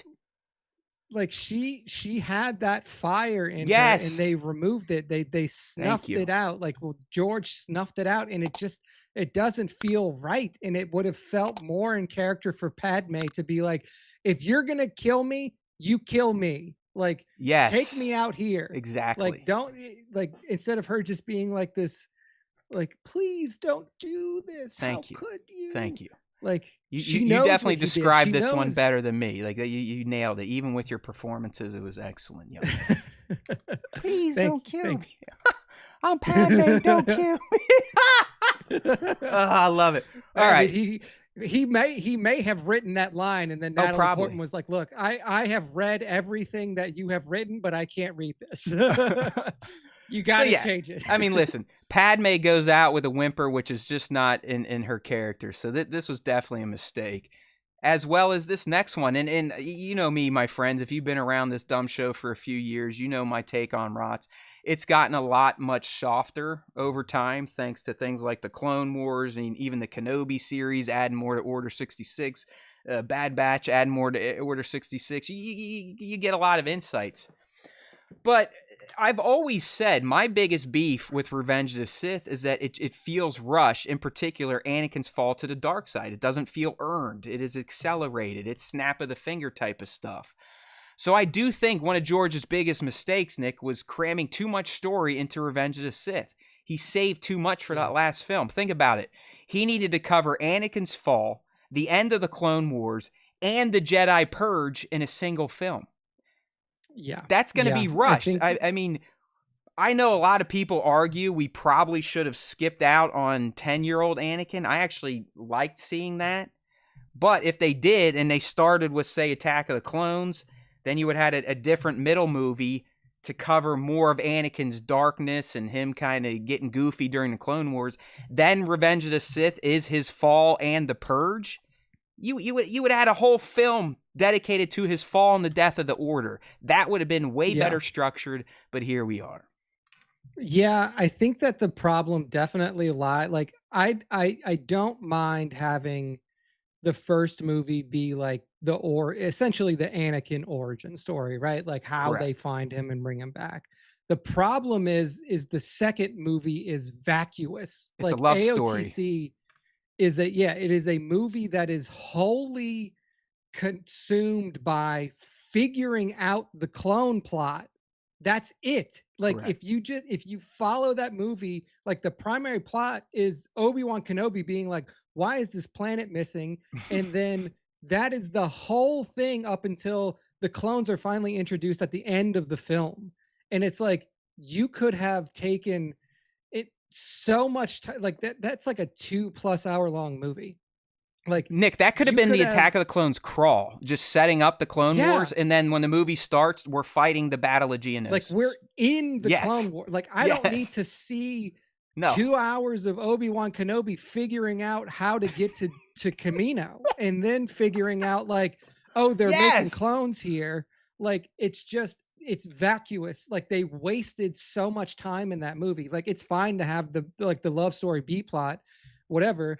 But like you need something like you said, like have the stuff about Kamino happen quick and then move into the war. Because essentially what they did was they were like, okay, we have now wasted an entire 30% of a trilogy that we have here in terms of storytelling. And now we're forced to fit everything into Rots. And at a certain point, I don't know if this is how it really breaks out or how it broke out in George's head. But at some point during like the 2 or 3 year post release of Rots, they were like, yeah, George said that essentially the first 2 movies are 30% of the story, and then the last movie is 70% of the story. That makes sense. And like to me, it's like, why would you not like? I get it. Like you're not going to have 33% of your story in every movie. Like your first movie is probably 15 to 20%, but why is your second movie not like 40%, and then your third movie 40%, instead of it being that crazy skew? Like that was always what threw me off, was that like you have 3 movies, but you really only use 2.5 maybe to like tell your story plot points. So yeah, this one to me, like it's not even Rotz's fault. It's Clones' fault for not telling any story other. It's George's mistake, right? It's George's mistake. That's why we're talking about it. It's George's mistake. So I'm with you. I think Nick had a great idea. We keep TPM, but Attack of the Clones starts with the Clone Wars. We get all the horse shit with Dooku and figuring that out in the crawl, and then we're right at it. and then you Yeah, probably like even have like a year time jump within Attack of the Clones to get into year 2 or yeah, almost year 3 of the Clone Wars, and then we pick up the end of the Clone Wars in Rots, fully covered, fully cover his fall, fully cover the Purge. Life is good, but yeah. ain't gonna Like happen. So BMAD based in Brazen is saying Ross really deserves an extended cut, but I don't think that's the problem. I don't think that that Rots being too short is the problem. It's that AOTC has no story in it. AOTC's only story is where's Camino? Where's Camino? I found it. Oh, they're making clones at the very, and that's the whole story. bro, And then it's at the the very last end, line that Yoda speaks, and the Clone the Wars Clone War. have begun. Yeah, yeah. It's like you literally take a whole movie for one character to find a planet and figure out they're making clones, and then at the end of the movie, the clones show up. Like, Yeah, I and mean, it's I just think wild to me. he did it on purpose, because remember the whole reason Gennedy's Clone Wars were created were to fill in the gap between AOTC Yeah. and ROTS, and now they don't even consider those cartoons canon. So it's like, Canon anymore. what are we doing here, my friends? All right, so there you go. Sorry, prequel people. We're moving on. Next mistake here. Uh-oh. This is mostly probably going to be young Nick. I'll set it up since I am not an expert in this, but I can agree after really reading some of this stuff, getting it prepped up for AI Scott and Sally, and just listening to Nick when he talks about this stuff, and some of you when you get into the words and shit. We're talking about the expanded universe. So the next mistake here from George is essentially ignoring and undermining the EU. Listen, I mean, he treated the EU as non-canon from day one. He's been on record saying that. He's like, go ahead. You guys can play in my universe, but it doesn't mean shit. And I kind of always believed in that mantra, and I still do. If it's not canon, it's really not worth my time. And I know I have missed a lot of great stories with that mindset. But the fact that George and now even Disney is essentially ignoring all these existing stories is, I mean, fans had like these favorite moments, the material they latched onto and kind of looked as real life, heir to the empire, that type of stuff. So when he brought out the Clone Wars, he essentially deleted a bunch of legends and expanded universe type of stuff. So this mistake here, Nick, and you can expand upon it, is George essentially snubbing his nose to the EU and never really considering some of the stories for potentially incorporating into the canon fold. Yeah. And I think the bigger issue is that like the authors that wrote within the EU were like, they were like held to pretty strict, like, hey, let's make sure that there's no congruency issues here. And like over time it got harder to do that because it expanded so much, but like they went through great pains to make sure that like the stories that they were writing were lining up with what was like what already existed, and Right. making sure that things felt organic and like this is a like a proper continuation. Like the X-Wing series is fantastic. Like if you've never read the X-Wing series of books, like those are some of the ones that take place really, really close to the end of ROTJ. Like it's not True Set Bakura, which is like the official like post follow up to it. But this is when Corran Horn comes in, and the rebels are retaking control of Coruscant from the Empire. Like that's some stuff that was really, really well written. I mean, like the Thrawn trilogy that we're looking at here, fantastic work here as well.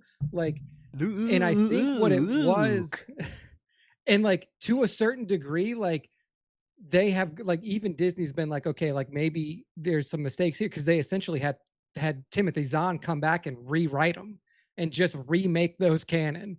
And they've done that for certain characters within the films too. Like they've gone in, like to a certain degree, they've explored like old Republic characters and like hinted at the existence of Revan. They've brought in they brought in Thrawn. like Thrawn. They brought in, I'm like now like I'm like ranting and my brain has like seized up, but they brought back Palpatine's master. Oh, they brought back shit. I just had it and now it's gone again. They brought back God, can't help you here. in the Acolyte. Who is the guy? Who's the hidden character in Plagueis. the Acolyte? Plagueis. They brought back Plagueis. My brain just completely seized up on me. They brought back Plagueis, who was like, you know, like obviously he was mentioned, but he was expanded upon in Legends and stuff like that. Like a lot of characters that people really, really showed affinity towards are starting to like make their way back little by little into canon now. And I think that if they would have like, you know, I think that George would have really appreciated some of the writing, but George is also the type of person that that feels to me like if I didn't write it, then it doesn't count. Like, 1000%. and You're like I feel 100% like correct. yeah, like, and I feel like if he would have read some of these stories, and I don't know if he did or didn't, like I mean, I don't know if he read anything or what, but like he would have appreciated it. I really do feel like he would have liked some of this stuff. Yeah, well, But yeah, hey, it's another it's hard mistake to of his, and that's why it's on this list. So, for the sake of time, we're gonna move on there, Nick. But I knew this one would light a fire up under your butt, and one of these days, maybe I'll have AI Scott and Sally read me these books, but not for now. Yeah. We got to get them breaking down Sith Lords in their deep dives. Look for it, youtube.com/Star Wars Time Show. All right, next mistake by George Lucas here. I think this is number 10 on our list. You know, we all know he ended up selling his baby, and we do know that he did provide treatments for the sequel trilogy. The mistake we're talking about now is that he did not secure an agreement from Bobby I over at Disney that they'd actually use them. In fact, they completely discounted them, essentially threw him out, and upset George that they just wholeheartedly ignored his work. I mean, he even, I believe, came out and was like, yeah, I was kind of bummed out that they just completely left out all of my creative ideas besides sending JJ to fucking talk to me for 2 minutes. So I do think this was a mistake. We've heard about George's treatment. I know that you could poke holes in that as well. But I think for the sake of the Skywalker trilogy, Nick, it would have made sense to kind of finish it under George's creative vision, not give it to 3 different writers, 3 different directors, and let them bumblefuck their way through a trilogy. Yeah. I mean, given what we got in the sequels, you know, as a whole product, it is kind of hard to argue against this. I still like obviously like I hold TFA very close to my heart. I really, really love that movie. The others, obviously, you know, every movie has flaws. Every Star Wars movie has flaws, whether George was included in it or not. So, you know, it's not saying that George's films would have been without flaw. I think it is just the cohesiveness, as you were kind of hinting at, right? Like, at least if they would have made George's 3 movies, they would have had like a cohesive narrative that kind of flowed through all 3 of them. Yeah, I or mean, even like, go ahead. I said you and I have been saying this for years now that the biggest issue with the sequel trilogy was what were they? What'd they call themselves? The story group. Yeah, the story group was just, you know, out on vacation the whole time. But you can never expect to have a coherent narrative when you give 3 artists essentially carte blanche to come up with whatever they want. I mean, just it's like I'll never blame JJ, Ryan, and Colin. It was Bob and Kathy. They're like, yeah, no, well, hey, you guys are artists, cool. You do whatever. Even though it's a trilogy and we got to pass the characters through 3 films and have some overarching narrative, that doesn't matter. We know you artists. You all like to copy each other and honor other people's work. No, artists want their stamp on something. So, yeah, big problem here. All right. Yeah, and I think that what could have been done here is like you don't even have to say you have to make these scripts word for word. It's like you have to use these scripts as the basis of what the story is, and then like, you know, if you want to rewrite some stuff that still fits with with like the overarching plot that is being done, fine. But like this is the story you have to tell. It's got to be about Maul and Talon. It's got to be about these story. This has to be in it. You know, like feasibly, I don't know how contract law works. If he could have worked that in, I'm sure he could have. For $8 billion, I'm sure he could have lawyers like asked for a lot of things. Nick. Yeah, lawyers can do anything. All right, so yeah, big mistake here, George. You should have got that signed, sealed, and delivered. You at least got to use my treatment. Okay, next mistake here. sticking with the whole sale of Lucasfilm, we're saying selling Lucasfilm too early was a mistake. And what we mean by this is that there were active projects going on. I mean that's why the Clone Wars has what's called the lost missions, like season 6 is just, it's kind of chaotic. That's where Yoda learns to talk to Qui-Gon's Force Ghost, and he goes to like the Force planet. And there's some good stuff in there, but it's just little shorts here and there. It's not a full season. I mean the Star Wars 1313 video game fell victim to the sale. Star Wars Detours fell victim to the sale. And hell, you could argue Star Wars Underworld, that he shot like 50 hours worth of crap, also probably fell victim to the sale. So, getting rid of Lucasfilm before he finished these projects, especially the Clone Wars. I mean, people, as much as some of you hate Disney's handling of Star Wars, you at least have to give them a reach around for the fact that they committed to finishing the Clone Wars with that excellent season 7. You know what I mean? Like, they didn't have to do that, but I think they saw that it was such a hot spot for fans and there was no resolution that it made sense to finish, but nothing else got picked up. I mean, Nick and I, we've talked about Detours before. I would have loved to seen Detours make the light of day.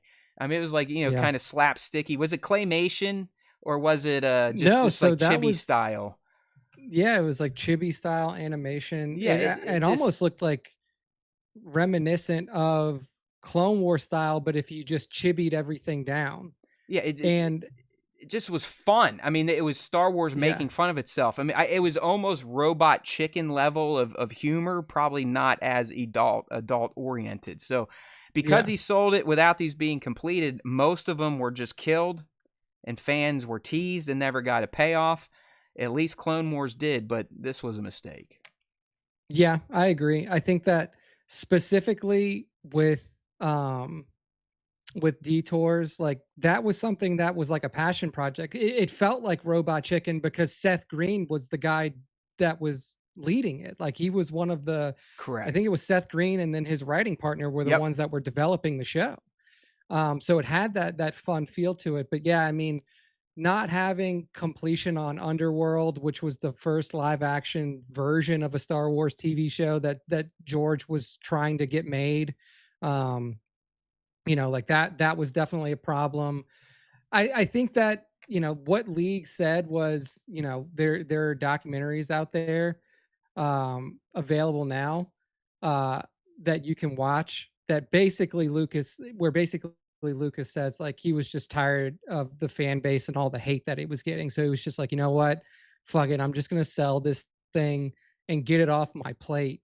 And it kind of sucks that it came to that, because that's essentially what's happening right now. Is like George had to deal with it to a degree where like he sold the property that made him who he is. Like George Lucas is known throughout the entire world because of Star Wars.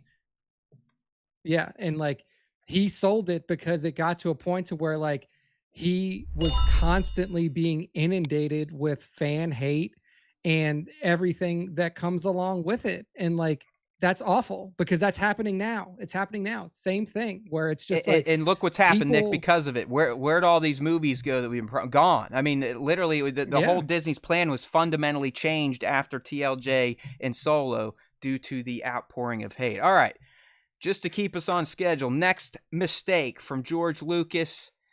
And I don't know like how many people understand, especially with hindsight, but making Luke and Leia siblings after they literally make out, and you could tell that Luke had a hard-on for her in A New Hope. I mean, him and Han were essentially two bros, like, hey, bro, do you think I could get her, bro? I don't know, bro. Do you think I could get her, bro? I mean, it was very clear that was never the initial plan to have these two be twins. So the twist was clearly unplanned. It makes them look like they were, they grew up in the South. They're sitting there making out with each other.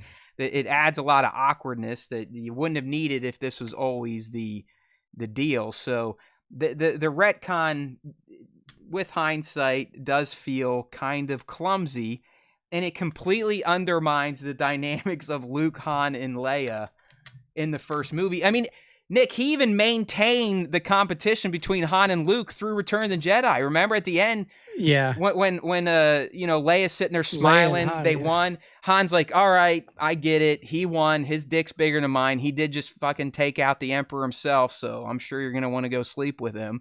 And she's like, no, dummy. We're actually twins. And he's like, okay, sweet, I'll make out with you. Yeah, it's like, come on. Yeah, he's my brother. Yeah, and this is the thing too. It's sorry, like based. is George never knew, like when he was making A New Hope, like he never knew if that was gonna, like if he was gonna be able to make a second movie. So he's like, I'm gonna tell a story. When it ends, it ends. If it doesn't go any further, I can fully say that I made a full story from tip to tail of a heroic journey story of this farm boy finds out that he's special, joins this rebellion to fight against this evil empire, and at the end the plucky rebellion wins. Boom, Miller time, done. And then when he's like, okay, now we're going into ESB, now this is a global phenomenon, I'm going to be able to do this for as long as I want to do it. It's almost like he was like, okay, well, like what do I have, like what interesting things can I make happen that will change the story dynamic, blah blah blah. And the sibling angle of it, like, yeah, man, I don't know why he chose to go down that route, and knowing that in ESB, why he would do the kiss. Well, Like that's the point. I just, He didn't know, Nick. Even through writing ESB, he didn't know he was going to make them twins. Because I listen, there's no way George Lucas was like, I'm going to put in some incest into my movie. It just no. So this was even post Empire type of change, and that's why it is a mistake. I was just kind of reminiscing, looking at this screenshot. It's the one of Luke and Leia on the Death Star. And it's just like it just brings warm and fuzzies to my heart. Look at Carrie and young Mark. I mean, come on. Poor Carrie, rest in power. Mark, I mean, he's all old looking now. Speaking of Mark, I don't want to get into it, but I don't think I'm a huge fan of him doing this mea culpa tour for all the shit talking he did during TLJ that essentially spawned Star Wars theory and all the other clones out there that glommed onto, hey, look, Mark said that this sucks. It ain't Luke. So here we go. I don't know if you've seen that, Nick, but he's been going around like, I probably shouldn't have done that. It's like, yeah, no shit. Because you essentially, you enabled the haters to be like, well, look, it's not just me. Fucking one of the gods of Star Wars is saying the same shit. So, yeah, it's a little too late, Mark. Because, a little too late, pal. Yeah, it's tough for him for sure, because like he feels ownership over Luke Skywalker, and a lot of people who play roles like this do, like, and it's not because they feel like, well, I played him, so I am this character. It's like everywhere they go, everybody just recognizes them, as Luke Skywalker. So like to a certain degree, it just happens. And like, he was speaking passionately about something that he felt, and obviously he should have like sat down and been like, what could happen if I say these things in public? Yeah, I mean, he basically was like just called Ryan Johnson a hack asshole, and it was rough. But anyways, we're not here to talk about Mark Hamill's biggest mistakes. We're talking about George Lucas's. And the next one we got on here was botching the Clone Wars film release. I don't know if a lot of you people, you look back on the Clone Wars and you're like, it's the greatest thing ever made. Well, I can tell you right now, as a 28-year-old, the buzz around the Clone Wars movie was highly negative. I mean, we're talking like TLJ level negativity. Even when Clone Wars hit Cartoon Network, people were like, look at the animation suck. I don't like, who's this, a whiny ass Snips Ahsoka thing? Anakin never had a Padawan, blah blah blah blah blah. But did people know that this movie was essentially just a bunch of early TV episodes stitched together? And when you really think about the main plot was saving Jabba the Hutt's child, it just probably not the best delivery or presentation of a brand new franchise in Star Wars. When you just kind of slap some TV episodes together and spin it as a feature film.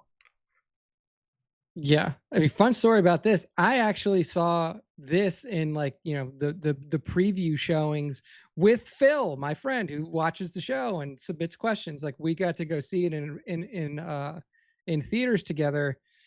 And while it was fun to watch, it is unquestionable that like this probably shouldn't have come out in theaters. Like if anything, it should have just gone direct to TV. And obviously it was designed to just like Yeah. launch the TV series. But I don't know. It was such a weird it was such weird timing for it too, right? Because it came out in 2008. So that's 3 years post ROTS. And people were like, I think there was a lot of excitement around it because people were like, okay, more Star Wars in theaters after like Revenge of the Sith. Like, let's see what we're doing now. And then people saw it and were like, wait, what are we doing here? Like, what is this? Like, this is happening before Revenge of the Sith, and it's got Anakin and Obi-Wan and this random kid. And Yeah. like, I don't think, and like you said, dude, I don't think they could have picked a worse story to tell in theaters. No. Like the Rada the Hutt, like save the baby Stinky from, it was just like, it was questionable at the very least. Like you could have picked a stronger 3 episode arc to put out than that. Yeah, Like, it just. I mean, listen. The Clone Wars ended up being a smashing success in the end. So luckily, this mistake did yeah, not completely sink the franchise. But I shit you not, and it was a different era. There wasn't a lot of social media and crazy. Well, there was, but it wasn't as rampant and as negative as it is now. But people were not high on the Clone Wars when it debuted. I mean, a lot of people thought it was a no. bastardization of the prequel era. All right. Next mistake, we're working our way on down to the last one, number 15. But before we get there, we've got this gem. All right. You know, especially when you think about what we just talked about with George Lucas and his ignorance towards EU and legend stories. It's always weird to think that he sat around and went, you know what? This holiday special, yeah, let's greenlight it. Canon. The Ewok Caravan of Courage, and then the Battle for, or whatever the other one was with Turok and them is, and then they make Ewok basically speak basic now. I mean, Wicket can now speak words in that movie, but like George he greenlit some really weird shit. They bizarre, Yeah. in fact, TV projects that they kind of diluted the franchise's brand, the tone of Star Wars, you know, especially that holiday special. I mean, yeah, they're fun to make fun of now, but at the time you're like, this is what we're getting, George. You said this was good. This is what we should watch. Yeah. It really makes you question him saying like, man, the EU books can't have those. But you know what I do agree with? The holiday special and the Ewok movies. Like when you compare, when you put those two things next to each other, and you're like, man, the Dark Nest trilogy was really fucking cool.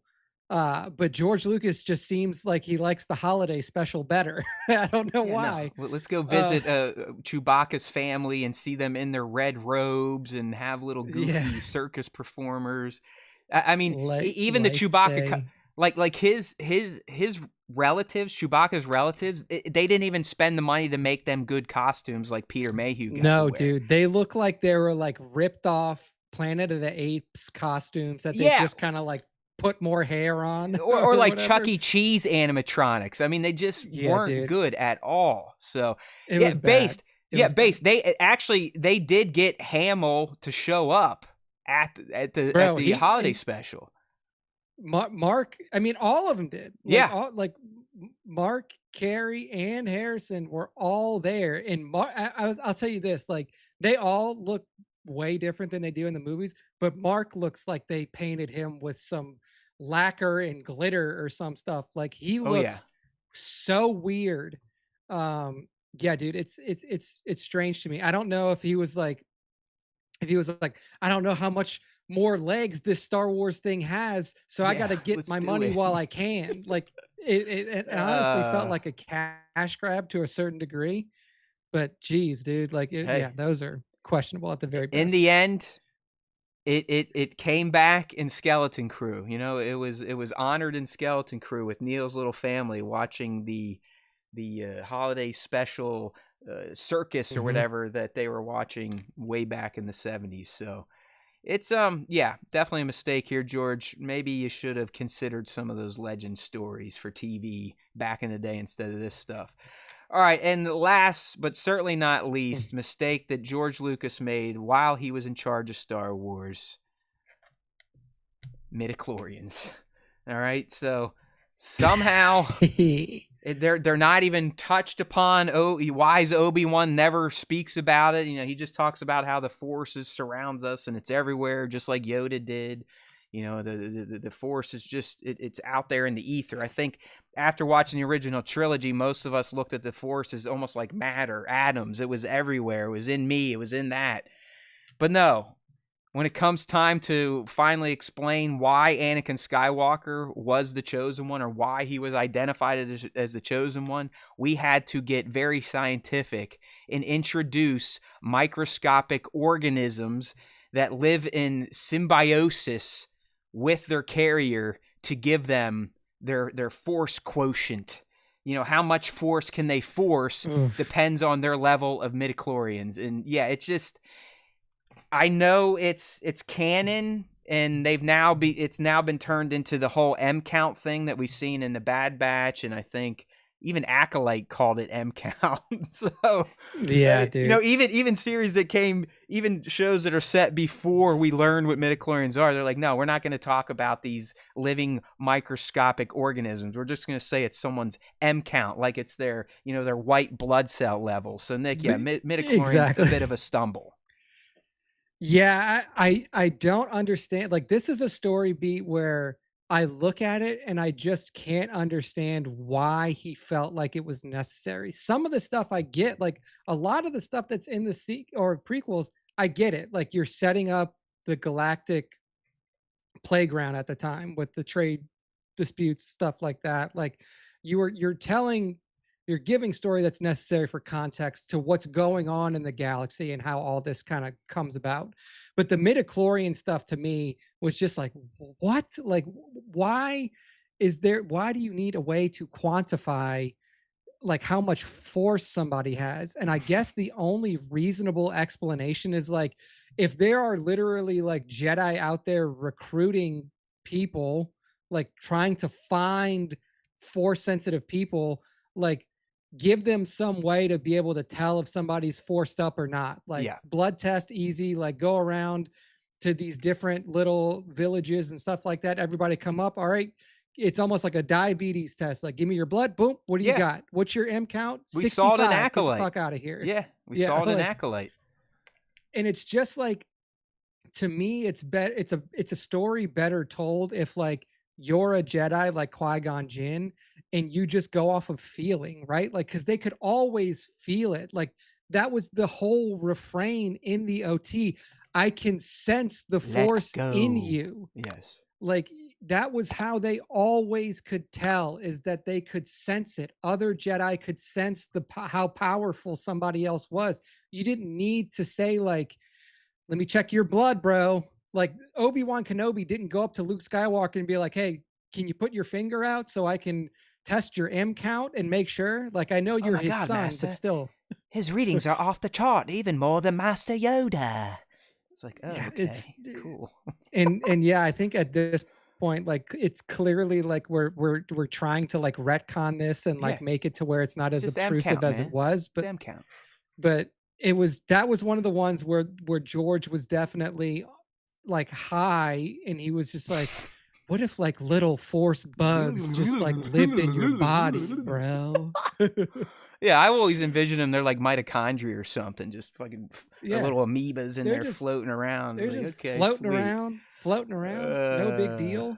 Like, but yeah, dude, that was the one that like midichlorians. All right. So there you go, my friends. We feel we've laid out our case for why these are 15 of George Lucas's biggest mistakes. Yes, we are homers to Star Wars, but it's okay to sometimes turn the critical eye to things you love, okay? So there you go. If you missed it, rewind this thing, check it out. I had a few epic little rants that have not shown up on this show in quite some time. So that was fun. Hopefully I do not stroke out tonight while I'm watching TV. But now it's time to bring episode, whatever this is, 362 maybe. I forget. We've made too many, to be honest with you. But we're going to bring it to the close with this week's fan segment. We do it every week to close out the show. Get involved. We do the question of the week, which is always going to be themed around our main topic. And then Nick has his top 5 Star Wars fan artist features.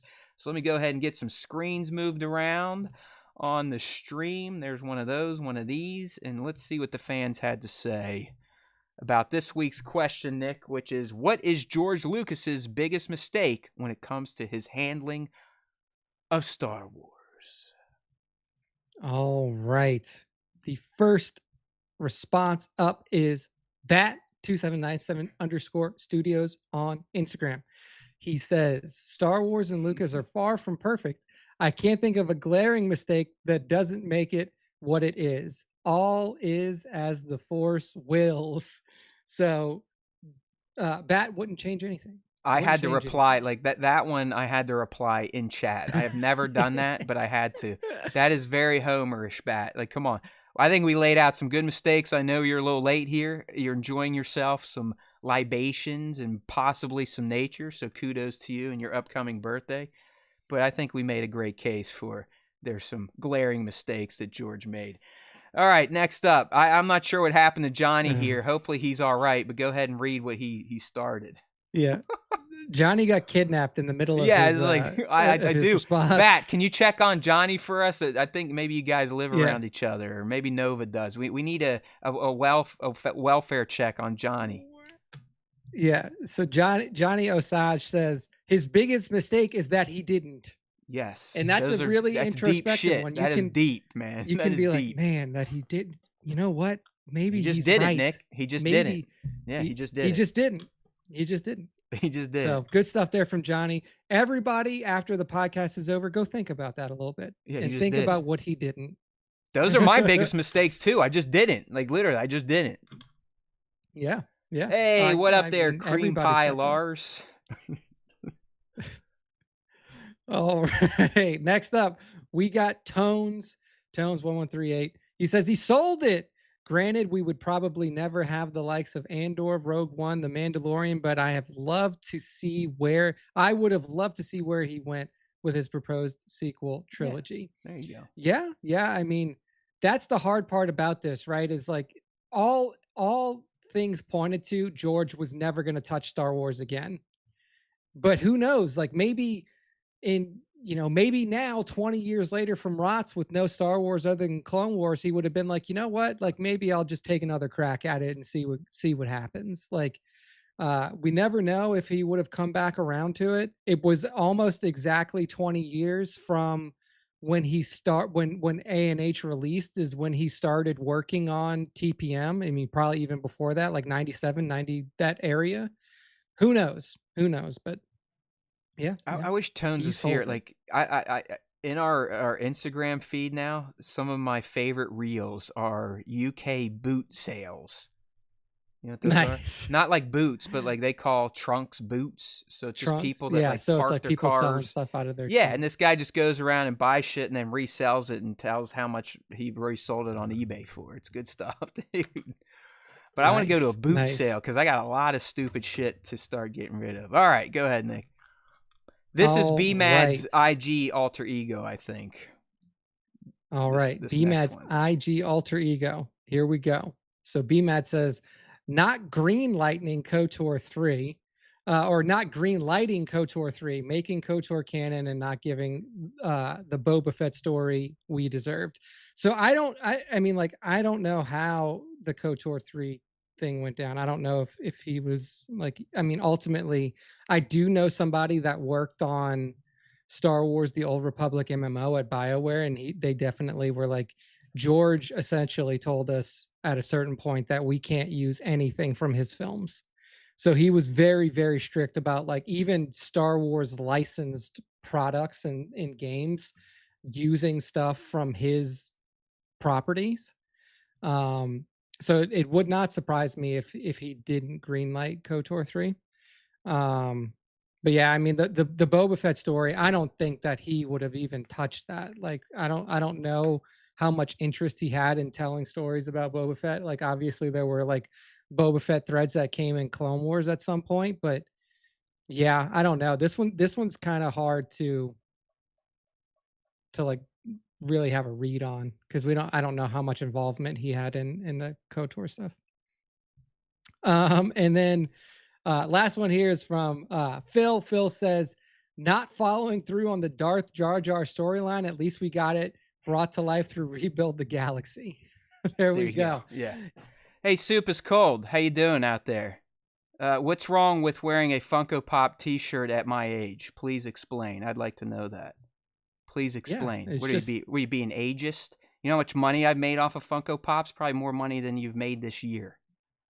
And cold soup is not good. Okay, thank you. All right, moving on. Let's go ahead and kick on over to the top 5 here, Nick.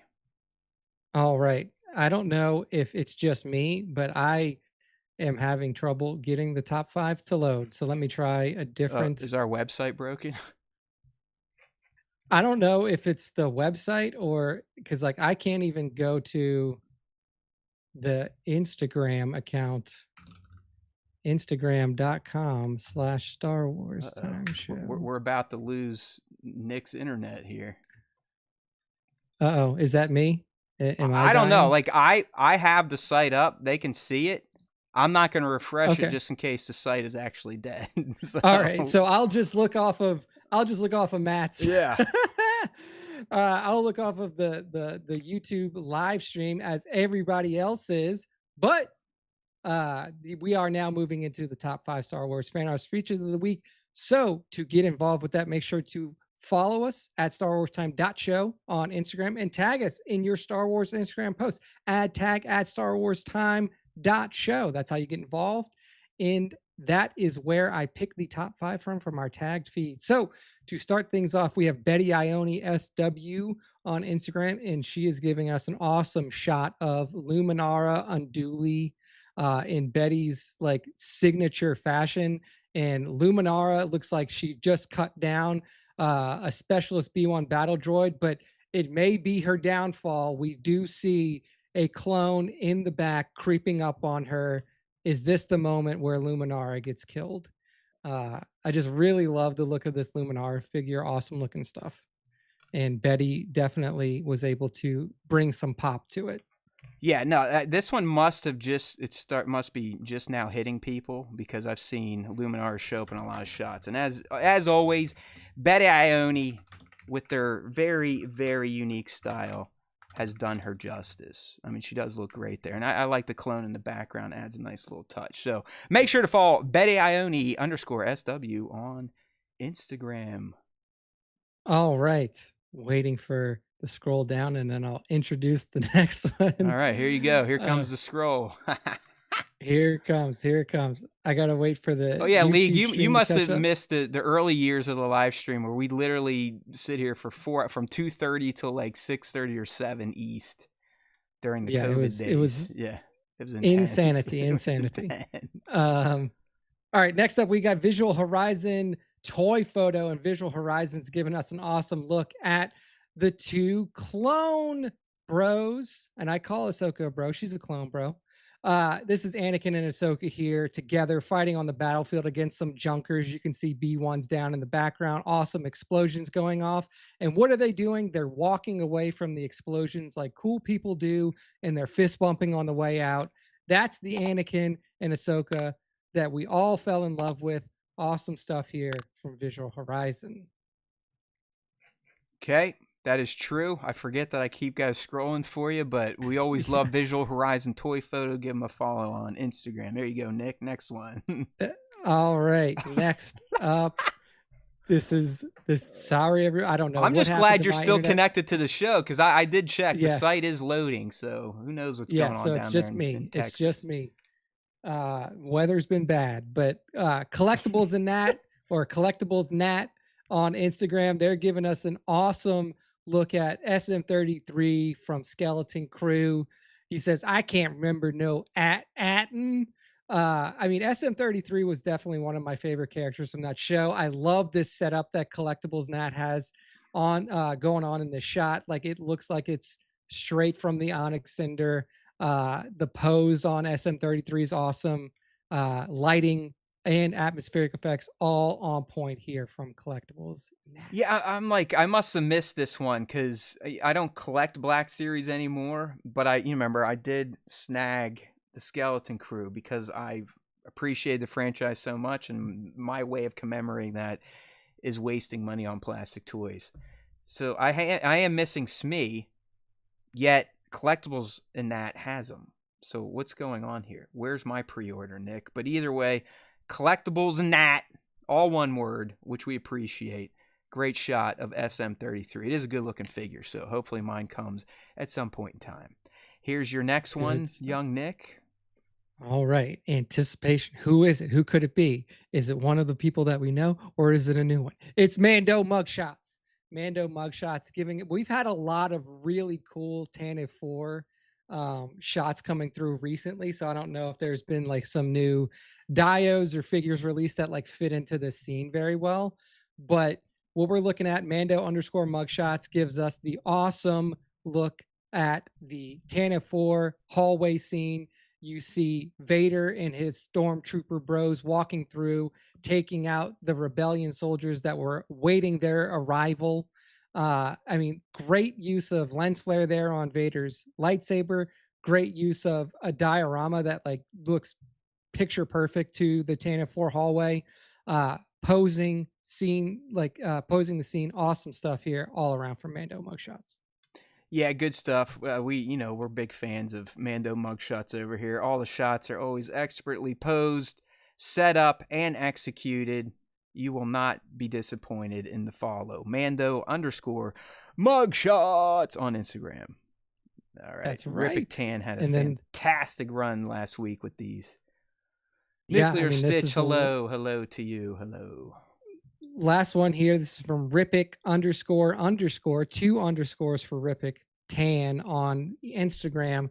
And he's given us some awesome shots here of the protests happening around the galaxy concerning the Gorman massacre, what was going on Gorman. And we get to see it. This is a scrolly one too.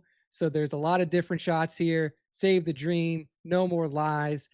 We are not criminals. No Death Star.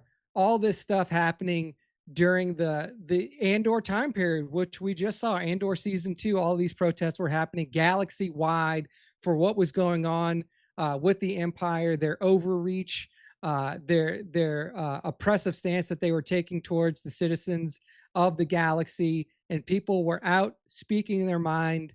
And this is what we saw during the protests while the Imperial grip was starting to tighten around the galaxy. Yeah, not only does this kind of commemorate Andor, but it's almost like it's portraying what may be happening these days. So could be. It's pretty wild how spot on Andor season 2 is to what is going down in this country currently.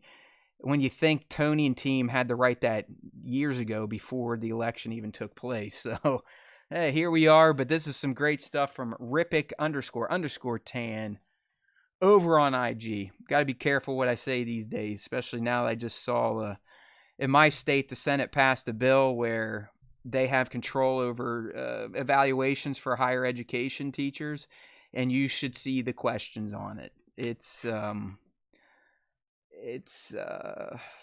dystopian. Pretty dystopian. Yeah, it's like I'm pretty much just gonna be a robot now when I teach. I'm not no personality, no nothing. All you're gonna get is this is how you do stuff. Thank you. See you next week. All right. And that's it. Hey, that's the end of the top 5. And that's the end of our show for this week. So go ahead, Matt, close us out. Yeah, we're about 16 minutes overtime here.